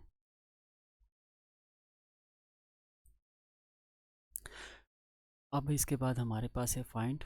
फाइंड क्या करता है, फाइंड हमें किसी भी जो हमारे पास स्ट्रिंग्स हैं उनमें से किसी भी स्ट्रिंग की पोजीशन बताता है कि ये कहाँ से स्टार्ट हो रहा है। फॉर एग्ज़ाम्पल इसमें हम देखना चाहते हैं कि वर्कबुक की क्या पोजीशन है, कि वो कहाँ से स्टार्ट हो रहा है, कितने नंबर से स्टार्ट हो रहा है। तो उसके लिए हम is equal to find find करेंगे, और अब हमने फाइंड करना है वो स्ट्रिंग हमने लिखना है कि जो हमने फाइंड करना है, वर्कबुक फाइंड करना है इस टेक्स्ट में है वो, और ब्रैकेट क्लोज एंटर प्रेस करेंगे तो ये देखें 7th पोजीशन से स्टार्ट हो रहा है। फॉर एग्ज़ाम्पल E1 पे है, X2 पे है, C3 पे है, E4 पे है, L5 पे है, फिर स्पेस 6 पे है, और 7 से वर्कबुक स्टार्ट हो रहा है। उसके बाद हमारे पास है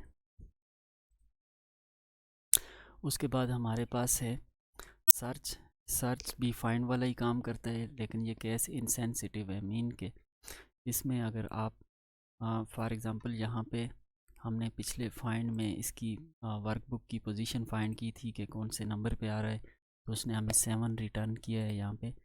तो उसमें हमने वर्कबुक जो है वो स्मॉल में था तो स्मॉल में ही लिखा है। अगर इसका हम W कैपिटल भी कर दें तो ये फिर भी ढूंढ के 7 ही देगा। नहीं सॉरी, इसमें अगर हम W वर्कबुक का कैपिटल कर देंगे तो ये हमें रिटर्न नहीं करेगा, ये फॉल्स देगा, क्योंकि ये केस सेंसिटिव है, और जो सर्च है वो केस इनसेंसिटिव है। For example is equal to search, या हाँ इधर ही लगाता हूँ मैं, इज़ इक्वल टू सर्च आ गया।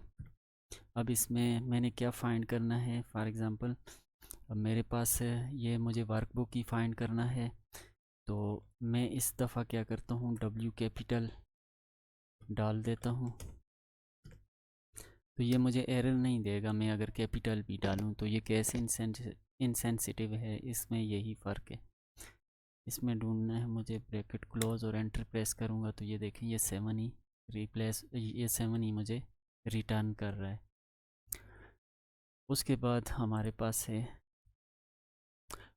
हमारे पास है रिप्लेस फंक्शन। रिप्लेस फंक्शन किसी भी स्ट्रिंग्स में से आपको कोई अगर एक वर्ड चेंज करना है तो आप इसको रिप्लेस फंक्शन के ज़रिए कर सकते हैं। फॉर एग्ज़ाम्पल हमारे पास यहाँ पे एक्सेल वर्कबुक लिखा हुआ है, तो मैं इसको अगर चेंज करना चाहता हूँ, एक्सेल की जगह वर्ड लिखना चाहता हूँ और वर्ड वर्कबुक, तो उसके लिए मैं रिप्लेस फंक्शन यूज़ करूँगा।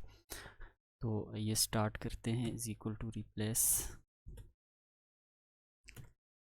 और मुझे वो टेक्स्ट सेलेक्ट करना होगा जहाँ पे मुझे रिप्लेस करना है। फिर स्टार्टिंग नंबर, तो एक्सेल 1 से स्टार्ट हो रहा है, और नंबर ऑफ़ करेक्टर्स मुझे जो रिप्लेस करने हैं, तो एक्सेल के 5 करेक्टर्स हैं, ये आपने ध्यान में रखना है कि ये उतने ही करेक्टर लिखें। फिर जो न्यू वर्ड है मुझे वो लिखना है, तो मैं यहाँ पे वर्ड के साथ इसको चेंज करना चाहता हूँ। एंटर प्रेस करूँगा तो ये देखें एक्सेल वर्कबुक की जगह वर्ड वर्कबुक हो चुका है। उसके बाद हमारे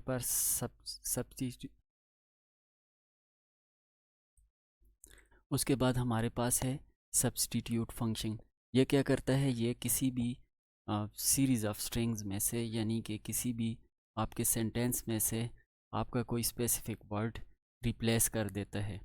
तो ये वही काम करता है जो ऊपर रिप्लेस वाला काम करता है, रिप्लेस वाला फंक्शन। तो ये रिप्लेस से इजी है, तो इसको यूज़ करने का तरीका ये है कि इज़ इक्वल टू आप लिखेंगे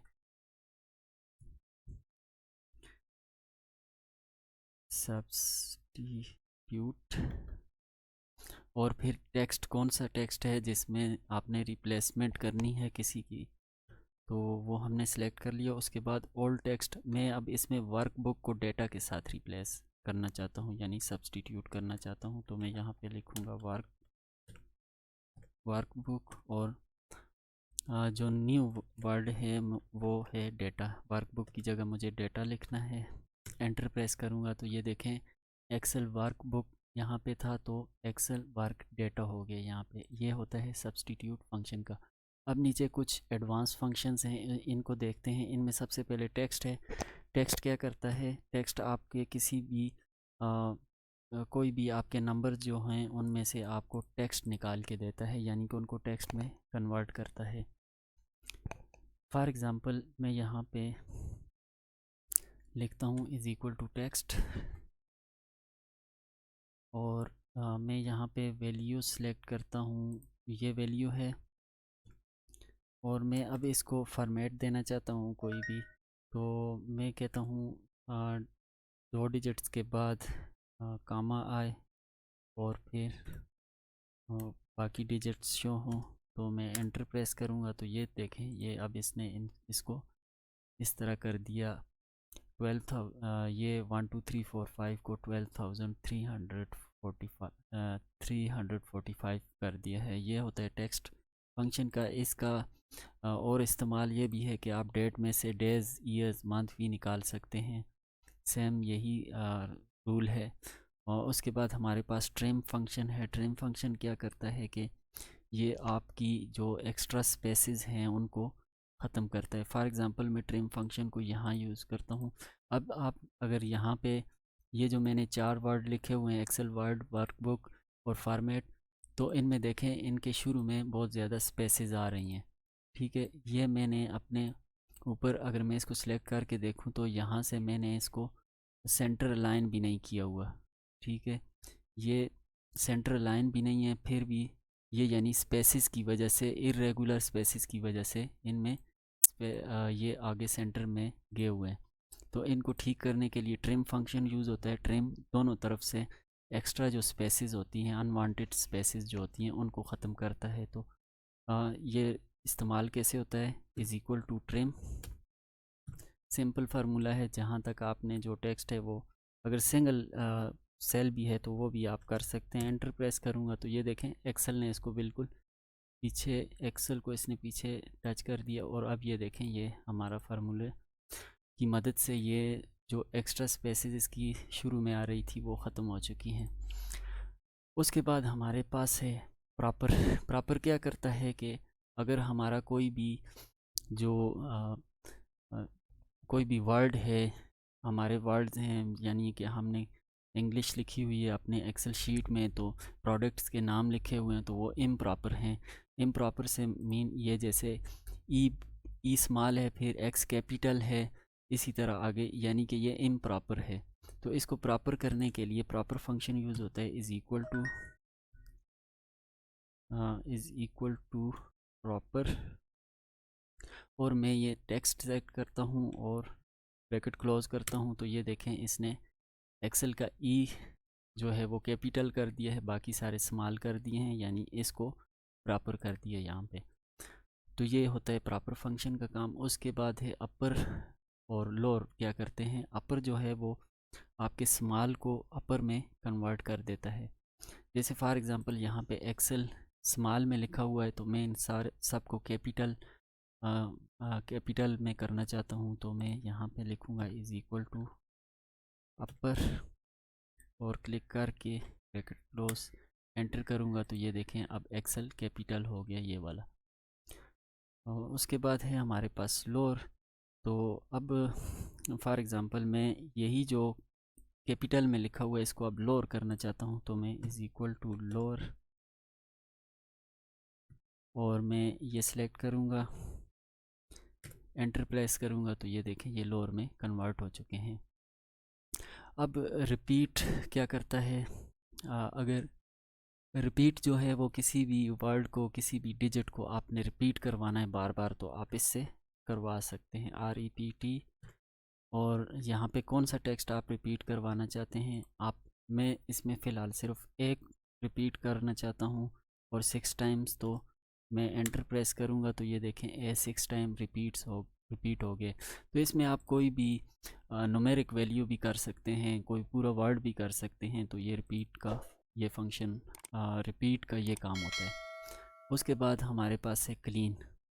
क्लीन क्या करता है, फॉर एग्ज़ाम्पल हमारे पास कोई भी डेटा है, फॉर एग्ज़ाम्पल यहाँ पे हमारा कोई डेटा इस तरह लिखा हुआ है, जो कि एक्सेल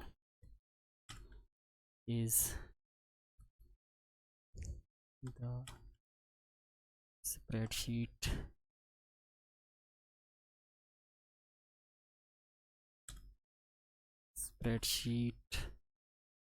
प्रोग्राम। तो ये देखें अब ये कोई मतलब ये सही नहीं लिखा हुआ, ये ऊपर नीचे है। यहाँ से ये एक सेल में भी आ सकता है, मैक्सिमम ये ऊपर नीचे हो सकता है, लेकिन ये 3 लाइनों में गया हुआ है। हमने इसको सिंगल लाइन में करना है या इसको सेट करना है। इसकी स्पेसिंग भी सही नहीं है, यानी एज के बाद बहुत ज़्यादा स्पेसिंग है, फिर दी शुरू हो रहा है। तो उसको सेट करने के लिए हमारे पास क्लीन फंक्शन का इस्तेमाल होता है। तो मैं यहाँ पे इसको ये इस टेक्स्ट को सिलेक्ट करूँगा और एंटर प्रेस करूँगा। तो अब आप अगर देखें तो ये एक लाइन में हो गया है और ये क्लीन हो गया है। ठीक है, तो ये थे हमारे टेक्स्ट के फंक्शंस जिनको हमने इस शीट में इस्तेमाल किया है।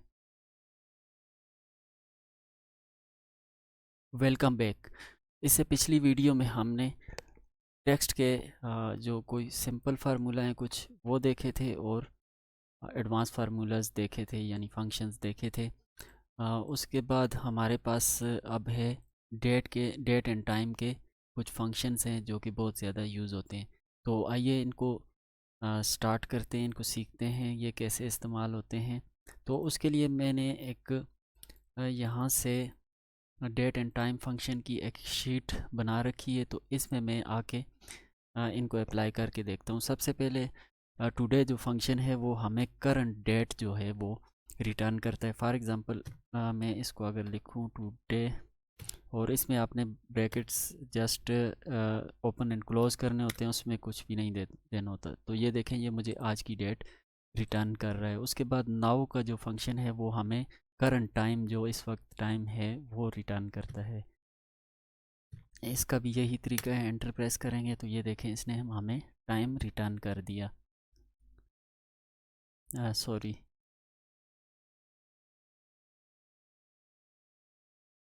इज़ इक्वल टू नाउ, और नाउ को क्लोज़ करते हैं। तो नाउ का भी यही फंक्शन है, ये भी हमें करंट जो है वो डेट एंड टाइम रिटर्न करता है। उसके बाद हमारे पास नाउ फंक्शन है। नाउ फंक्शन क्या करता है, हमें करंट डेट और टाइम दोनों देता है। ऊपर वाला सिर्फ हमें, टुडे वाला सिर्फ डेट दे रहा था, ये हमें डेट और टाइम दोनों देगा। करंट जो है इस time is equal to now, enter, और ये देखें ये आखिर में हमें टाइम भी दे रहा है। उसके बाद हमारे पास डेट फंक्शन है। डेट फंक्शन क्या करता है, इसमें हम कोई भी डेट देते हैं तो वो उसको डिस्प्ले करता है। हम जिस ऑर्डर में ये फंक्शन है उस ऑर्डर में देते हैं, लेकिन ये मंथ को पहले, फिर डे और फिर ईयर को लेके आता है। तो for example is equal to date, इसमें सबसे पहले हमसे ईयर मांग रहा है। फॉर एग्ज़ाम्पल मैं इसको कोई ईयर दे देता हूँ, और फिर ये हमसे मंथ मांग रहा है तो मैं इसको 2 दे देता हूँ। और फॉर एग्ज़ाम्पल मैं इसको मंथ में यहाँ पे 3 देता हूँ, और डे में इसको 2 दे देता हूँ, और एंटर प्रेस करूँगा तो ये देखें इसने क्या किया कि हमें दे दिया है। सबसे पहले इसने, जो हमने इसको मंथ दिया था, उसने सबसे पहले ये ले आया है ये फंक्शन, और डेट को बाद में लेके आया है, और फिर आखिर में ईयर, और फिर जो करंट टाइम है, या सॉरी करंट टाइम नहीं, ये रात 12 बजे का टाइम यहाँ पे दिखाता है इस फंक्शन से।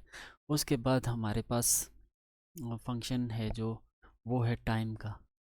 तो टाइम क्या करता है, टाइम में भी हम कोई मखसूस टाइम, अगर जो है करंट टाइम नहीं, मखसूस टाइम यानी कि कोई पिछला गुज़रा हुआ या आने वाला टाइम, वो जब हम शो करवाना चाहते हैं तो हम इस फंक्शन का यूज़ करते हैं। For example is equal to time, और मैं यहाँ पे सबसे पहले हावर्स लिखूँगा। मैं यहाँ पे 12 लिख देता हूँ, मिनट्स में 15 लिख देता हूँ, और सेकंड्स में फॉर एग्ज़ाम्पल 18 लिख देता हूँ या 21 लिख देता हूँ, और इसको एंटर प्रेस करता हूँ। तो ये देखें, ये हमें प्रॉपर अप टाइम दिखा रहा है, कि सेकंड्स नहीं दिखा रहा, लेकिन ये हमें जो हमने इसको टाइम दिया था वो टाइम हमें दिखा रहा है। तो साथ इसका ये पीएम भी दिखा रहा है, क्योंकि ये 12 से 15 मिनट ऊपर हैं, तो ये हमें पीएम दिखा रहा है।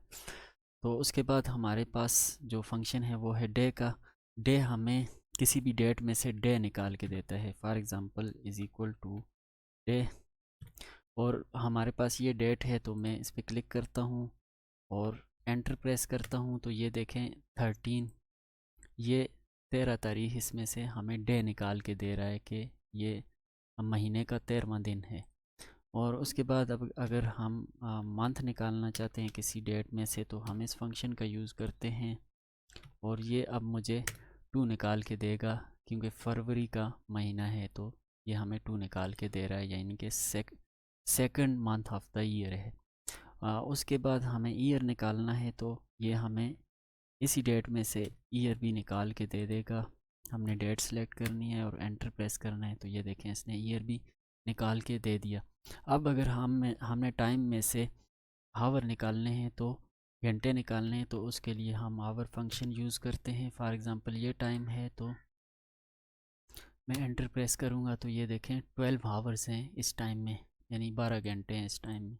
और इसी में अगर हम मिनट्स देखना चाहते हैं, तो मिनट्स का फंक्शन, मिनट फंक्शन यूज़ करेंगे, और यही टाइम मैं सिलेक्ट करूँगा, एंटर प्रेस करूँगा, तो इसने मुझे मिनट 15 है, तो मिनट निकाल के दे दिए। फिर सेकंड्स अगर हमने निकालने हैं, तो is equal to second function का यूज़ करेंगे हम। यही टाइम सेलेक्ट करूँगा और एंटर प्रेस करूँगा, तो 21 सेकंड, अगर आपको याद हो तो हमने इसमें दिए थे, तो 21 सेकंड ये हमें निकाल के दे रहा है। तो ये था हमारा डेट एंड टाइम के सारे फंक्शंस, जो कि बहुत ज़रूरी हैं और बहुत ज़्यादा यूज़ होते हैं। वेलकम।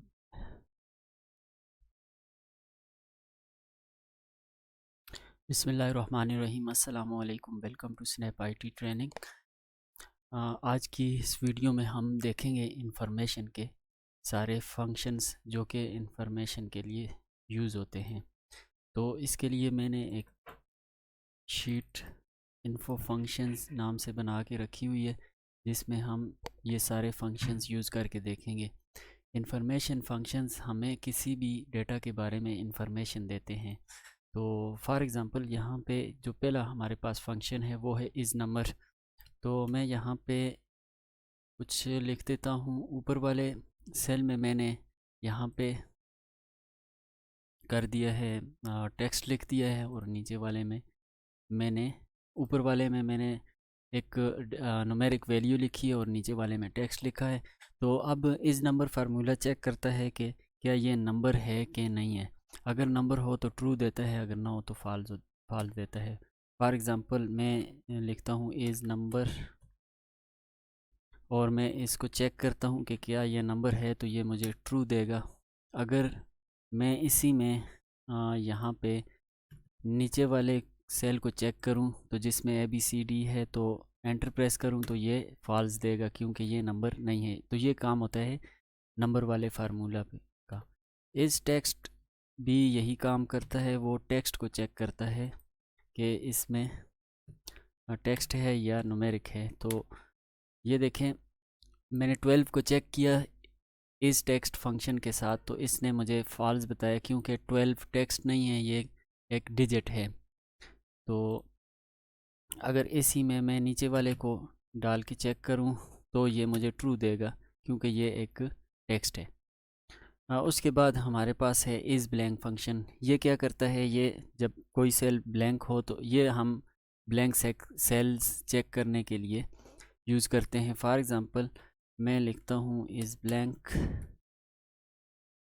और मैं इस सेल को चेक करता हूँ तो ये मुझे फॉल्स देगा क्योंकि ये ब्लैंक नहीं है, इसमें वैल्यू है। अब अगर मैं इसमें से इसमें कोई और सेल चूज़ करूँ तो ये मैंने खाली सेल चूज़ किया है, तो मैं एंटर करता हूँ तो ये ट्रू दे रहा है क्योंकि वाकई ये सेल खाली है, इसमें कुछ भी नहीं है, ये ब्लैंक है। अब हमारे पास उसके बाद जो फंक्शन है इज़ एरर क्या करता है कि ये हमें बताता है कि हमारे फंक्शन में क्या एरर है। इज़ एरर हमें ये चेक करके देता है कि इस फंक्शन में एरर है कि नहीं है। फॉर एग्ज़ाम्पल मैं यहाँ पे एक नंबर देता हूँ, या मैं यहाँ पे लिखता हूँ इज़ इक्वल टू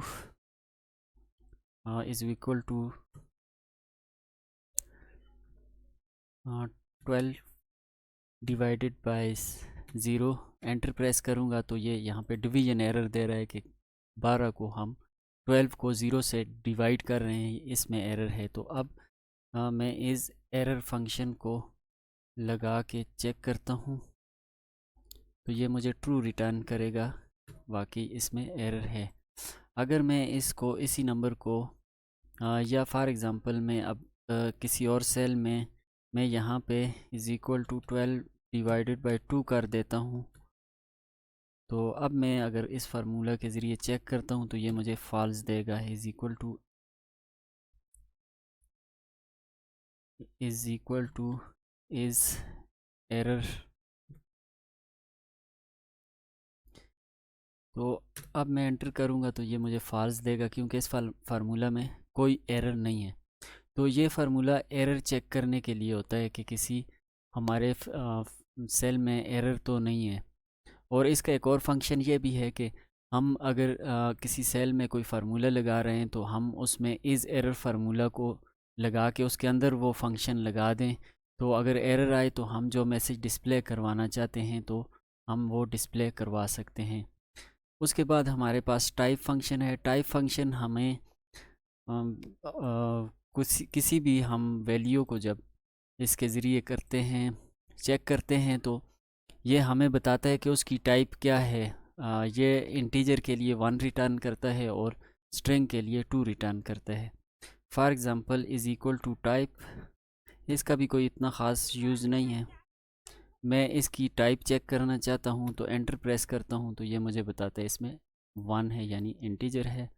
और अगर मैं इसकी टाइप चेक करना चाहता हूँ तो मैं यहाँ पे लिखूँगा टाइप और एंटर प्रेस करूँगा तो ये मुझे इसकी टाइप बता रहा है कि 2 है यानी कि ये स्ट्रिंग है।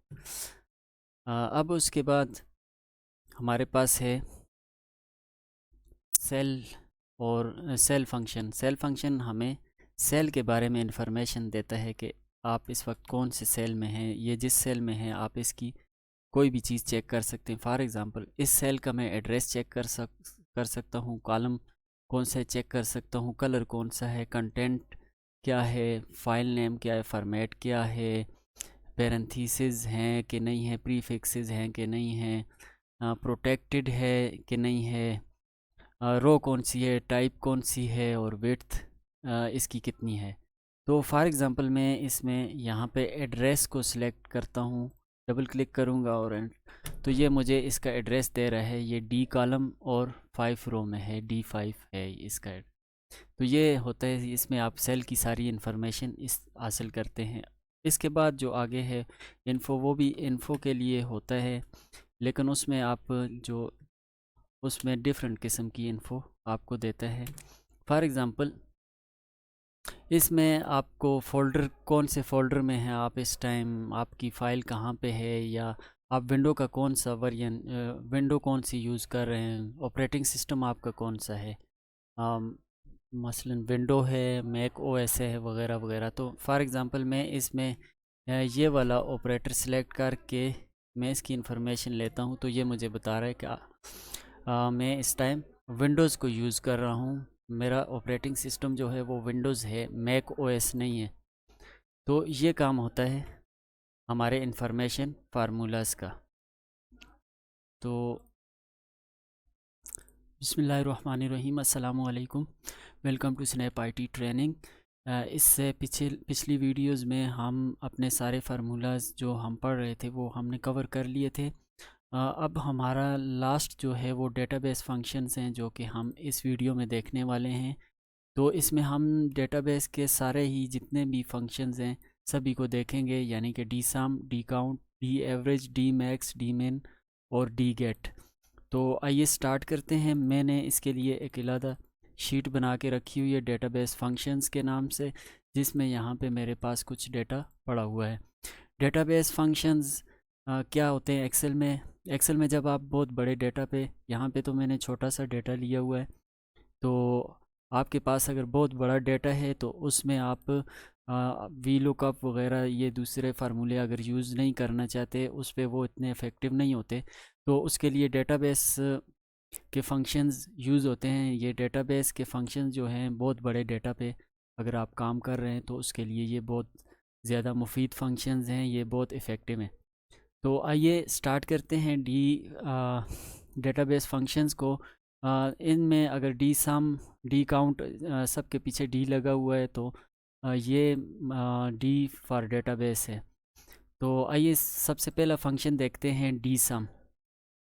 डी सम हमें हमारे रिक्वायर्ड, हमारे क्राइटेरिया के मुताबिक हमें बहुत बड़ी डेटा से सम करके देता है किसी चीज़ का।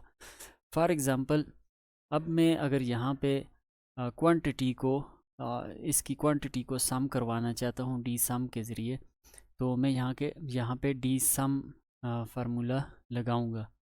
तो उसके लिए मैं यहाँ पे लिखता हूँ डी सम, और ये मुझसे डेटाबेस पूछ रहा है, तो डेटाबेस मेरी ये है।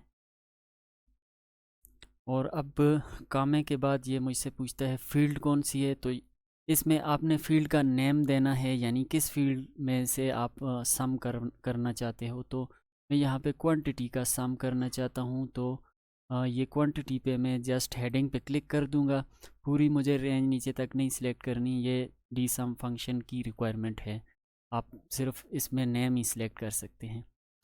फिर उसके बाद आखिर में होता है क्राइटेरिया। तो क्राइटेरिया हमारा ये है, यानी कि हम आइटम और आइटम का जो टाइटल है और नीचे जो हम आइटम सेलेक्ट करेंगे वो दोनों हमारा क्राइटेरिया है। ब्रैकेट को मैं क्लोज़ करके एंटर करूँगा, तो अब ये मुझे इस सारे डेटाबेस में से पेंसिल की जो क्वांटिटी है उसको सम करके दे रहा है कि पेंसिल की 12 क्वांटिटी है। तो अगर आप इस डेटाबेस में भी देखें तो पेंसिल की सिर्फ 12 क्वांटिटी ही है। अब फॉर एग्ज़ाम्पल मैं यहाँ पे शार्पनर को अगर करता हूँ, तो शार्पनर की 24 क्वांटिटी है। ये देखें, 10 ये है, 6 ये है, 10 और 6 16, और 8 ये हो गए जी 16 और 8 ये। अच्छा, अब हम यहाँ पे जैसे ही शार्पनर को सिलेक्ट करते हैं तो शार्पनर की क्वांटिटी ये हमें टोटल यहाँ से क्वांटिटी उठा के दे देता है। तो देखें शार्पनर यहाँ पे 1 2 3 टाइम्स है।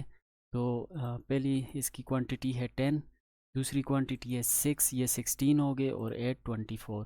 तो इसी तरह हम अगर सेल्स की भी शार्पनर की जो टोटल सेल हुई है अमाउंट है उसको अगर हम कैलकुलेट करना चाहते हैं, तो वो हम डी सम के ज़रिए कर सकते हैं। डी सम, फिर हम इसमें डेटाबेस को पहले सिलेक्ट करेंगे, फिर उसके बाद हमारे पास फील्ड है, तो इस दफ़ा हम अमाउंट का जो है वो यहाँ से डी सम लगा रहे हैं, और क्राइटेरिया में हम यही दोनों फील्ड सेलेक्ट करेंगे और एंटर प्रेस करेंगे। तो शार्पनर की जो टोटल क्वांटिटी हमारे पास है वो 24 है, और 700 इसकी सेल हुई है। इसी तरह हम कोई और प्रोडक्ट जैसे ही सिलेक्ट करते हैं तो उसका भी ये हमें नीचे आगे क्वांटिटी और उसको टोटल करके दे रहा है। तो ये होता है डी सम फंक्शन का काम। इसमें एक और चीज़ याद रखनी है कि जो नेम यहाँ पे इसकी हेडिंग्स हैं, सेम यही हेडिंग यहाँ पे भी होनी चाहिए। यानी कि यहाँ पे आइटम लिखा हुआ है तो यहाँ पे भी आइटम लिखा होना चाहिए, एंड सो ऑन। उसके बाद हमारे पास है दूसरा फंक्शन है डी काउंट। डी काउंट भी हमें काउंट करके देता है कोई भी चीज़। फॉर एग्ज़ाम्पल हम यहाँ पे इनमें आइटम्स की टोटल क्वांटिटी को काउंट करवाना चाहते हैं, यानी कि ये आप देखें तो इसमें रिपीट हो रहे हैं हमारे पास ये आइटम, तो इनमें हम इनकी टोटल क्वांटिटी निकालना चाहते हैं। तो उसके लिए हम डी काउंट करेंगे is equal to D count, फिर डेटाबेस, उसके बाद फील्ड कौन सी है, हम यहाँ पे क्वांटिटी को काउंट करवाना चाहते हैं। और उसके बाद है हमारे पास क्राइटेरिया ये है। तो अब ये हमें इसकी टोटल क्वांटिटी काउंट करके दे रहा है कि शार्पनर की हमारे पास 3 टाइम ये शार्पनर आ रहा है। ये देखें, ये एक, ये है, ये 2 और ये 3। अब फॉर एग्ज़ाम्पल हम यहाँ पे अगर सेल की काउंट करें तो वो भी कर सकते हैं। उसके लिए हमें ये अमाउंट वाला जो कॉलम है इसको सिलेक्ट करना होगा डी सम में जब आप लेते हैं तो। उसके बाद हमारे पास है डी एवरेज। डी एवरेज हमें सारे डेटा में से एवरेज निकाल के देता है। तो फॉर एग्ज़ाम्पल हम अपनी किसी भी आइटम की एवरेज क्वांटिटी अगर देखना चाहते हैं तो हम इस सारे डेटा में से तो हम डी एवरेज फार्मूला लगाएंगे is equal to D average. हम डेटाबेस सेलेक्ट करेंगे। उसके बाद फील्ड कौन सी, तो हम ये क्वांटिटी वाले में से इसकी हम एवरेज निकालना चाहते हैं कि हमने एवरेज क्वांटिटी कितनी सेल की है। और क्राइटेरिया में हम यही आइटम और नीचे जो आइटम का नेम है वो सिलेक्ट करेंगे और एंटर प्रेस करूँगा तो मैं अब यहाँ से कोई भी आइटम सेलेक्ट करता हूँ तो एवरेज क्वांटिटी मुझे उसकी बता देगा कि ये कितनी एवरेज क्वांटिटी है हमारे पास इनकी, या हमने कितनी एवरेज क्वांटिटी इस आइटम की सेल की है। उसके बाद हमारे पास डी मैक्स है और फिर डी मिन है। डी मैक्स हमारे पास जो है वो फॉर एग्ज़ाम्पल हम यहाँ से किसी भी आइटम की हाईएस्ट प्राइस देखना चाहते हैं तो उसके लिए हम डी मैक्स इस्तेमाल करेंगे।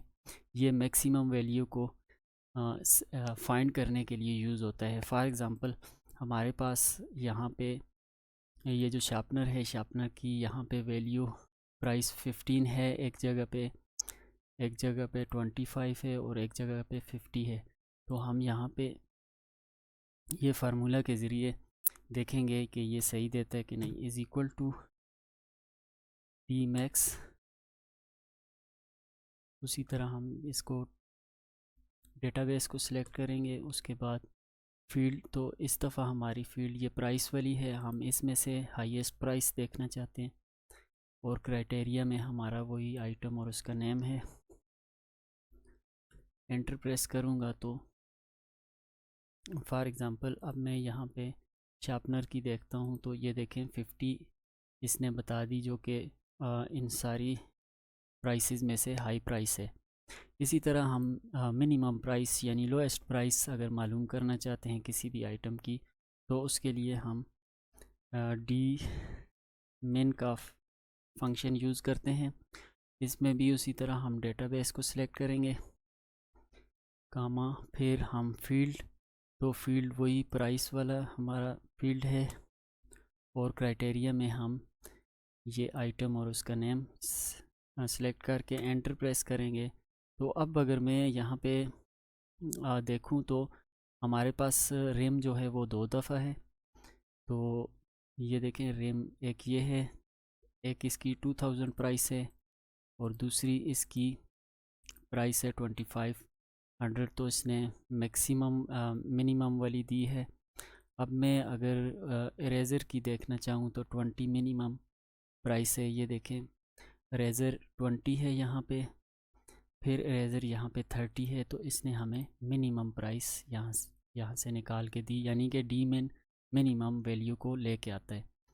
उसके बाद हमारे पास है लास्ट फंक्शन है हमारा डेटाबेस का, जो कि है डी गेट। डी गेट का काम है ये डेटा को गेट करने के लिए हमारे पास यूज़ होता है। हम फॉर एग्ज़ाम्पल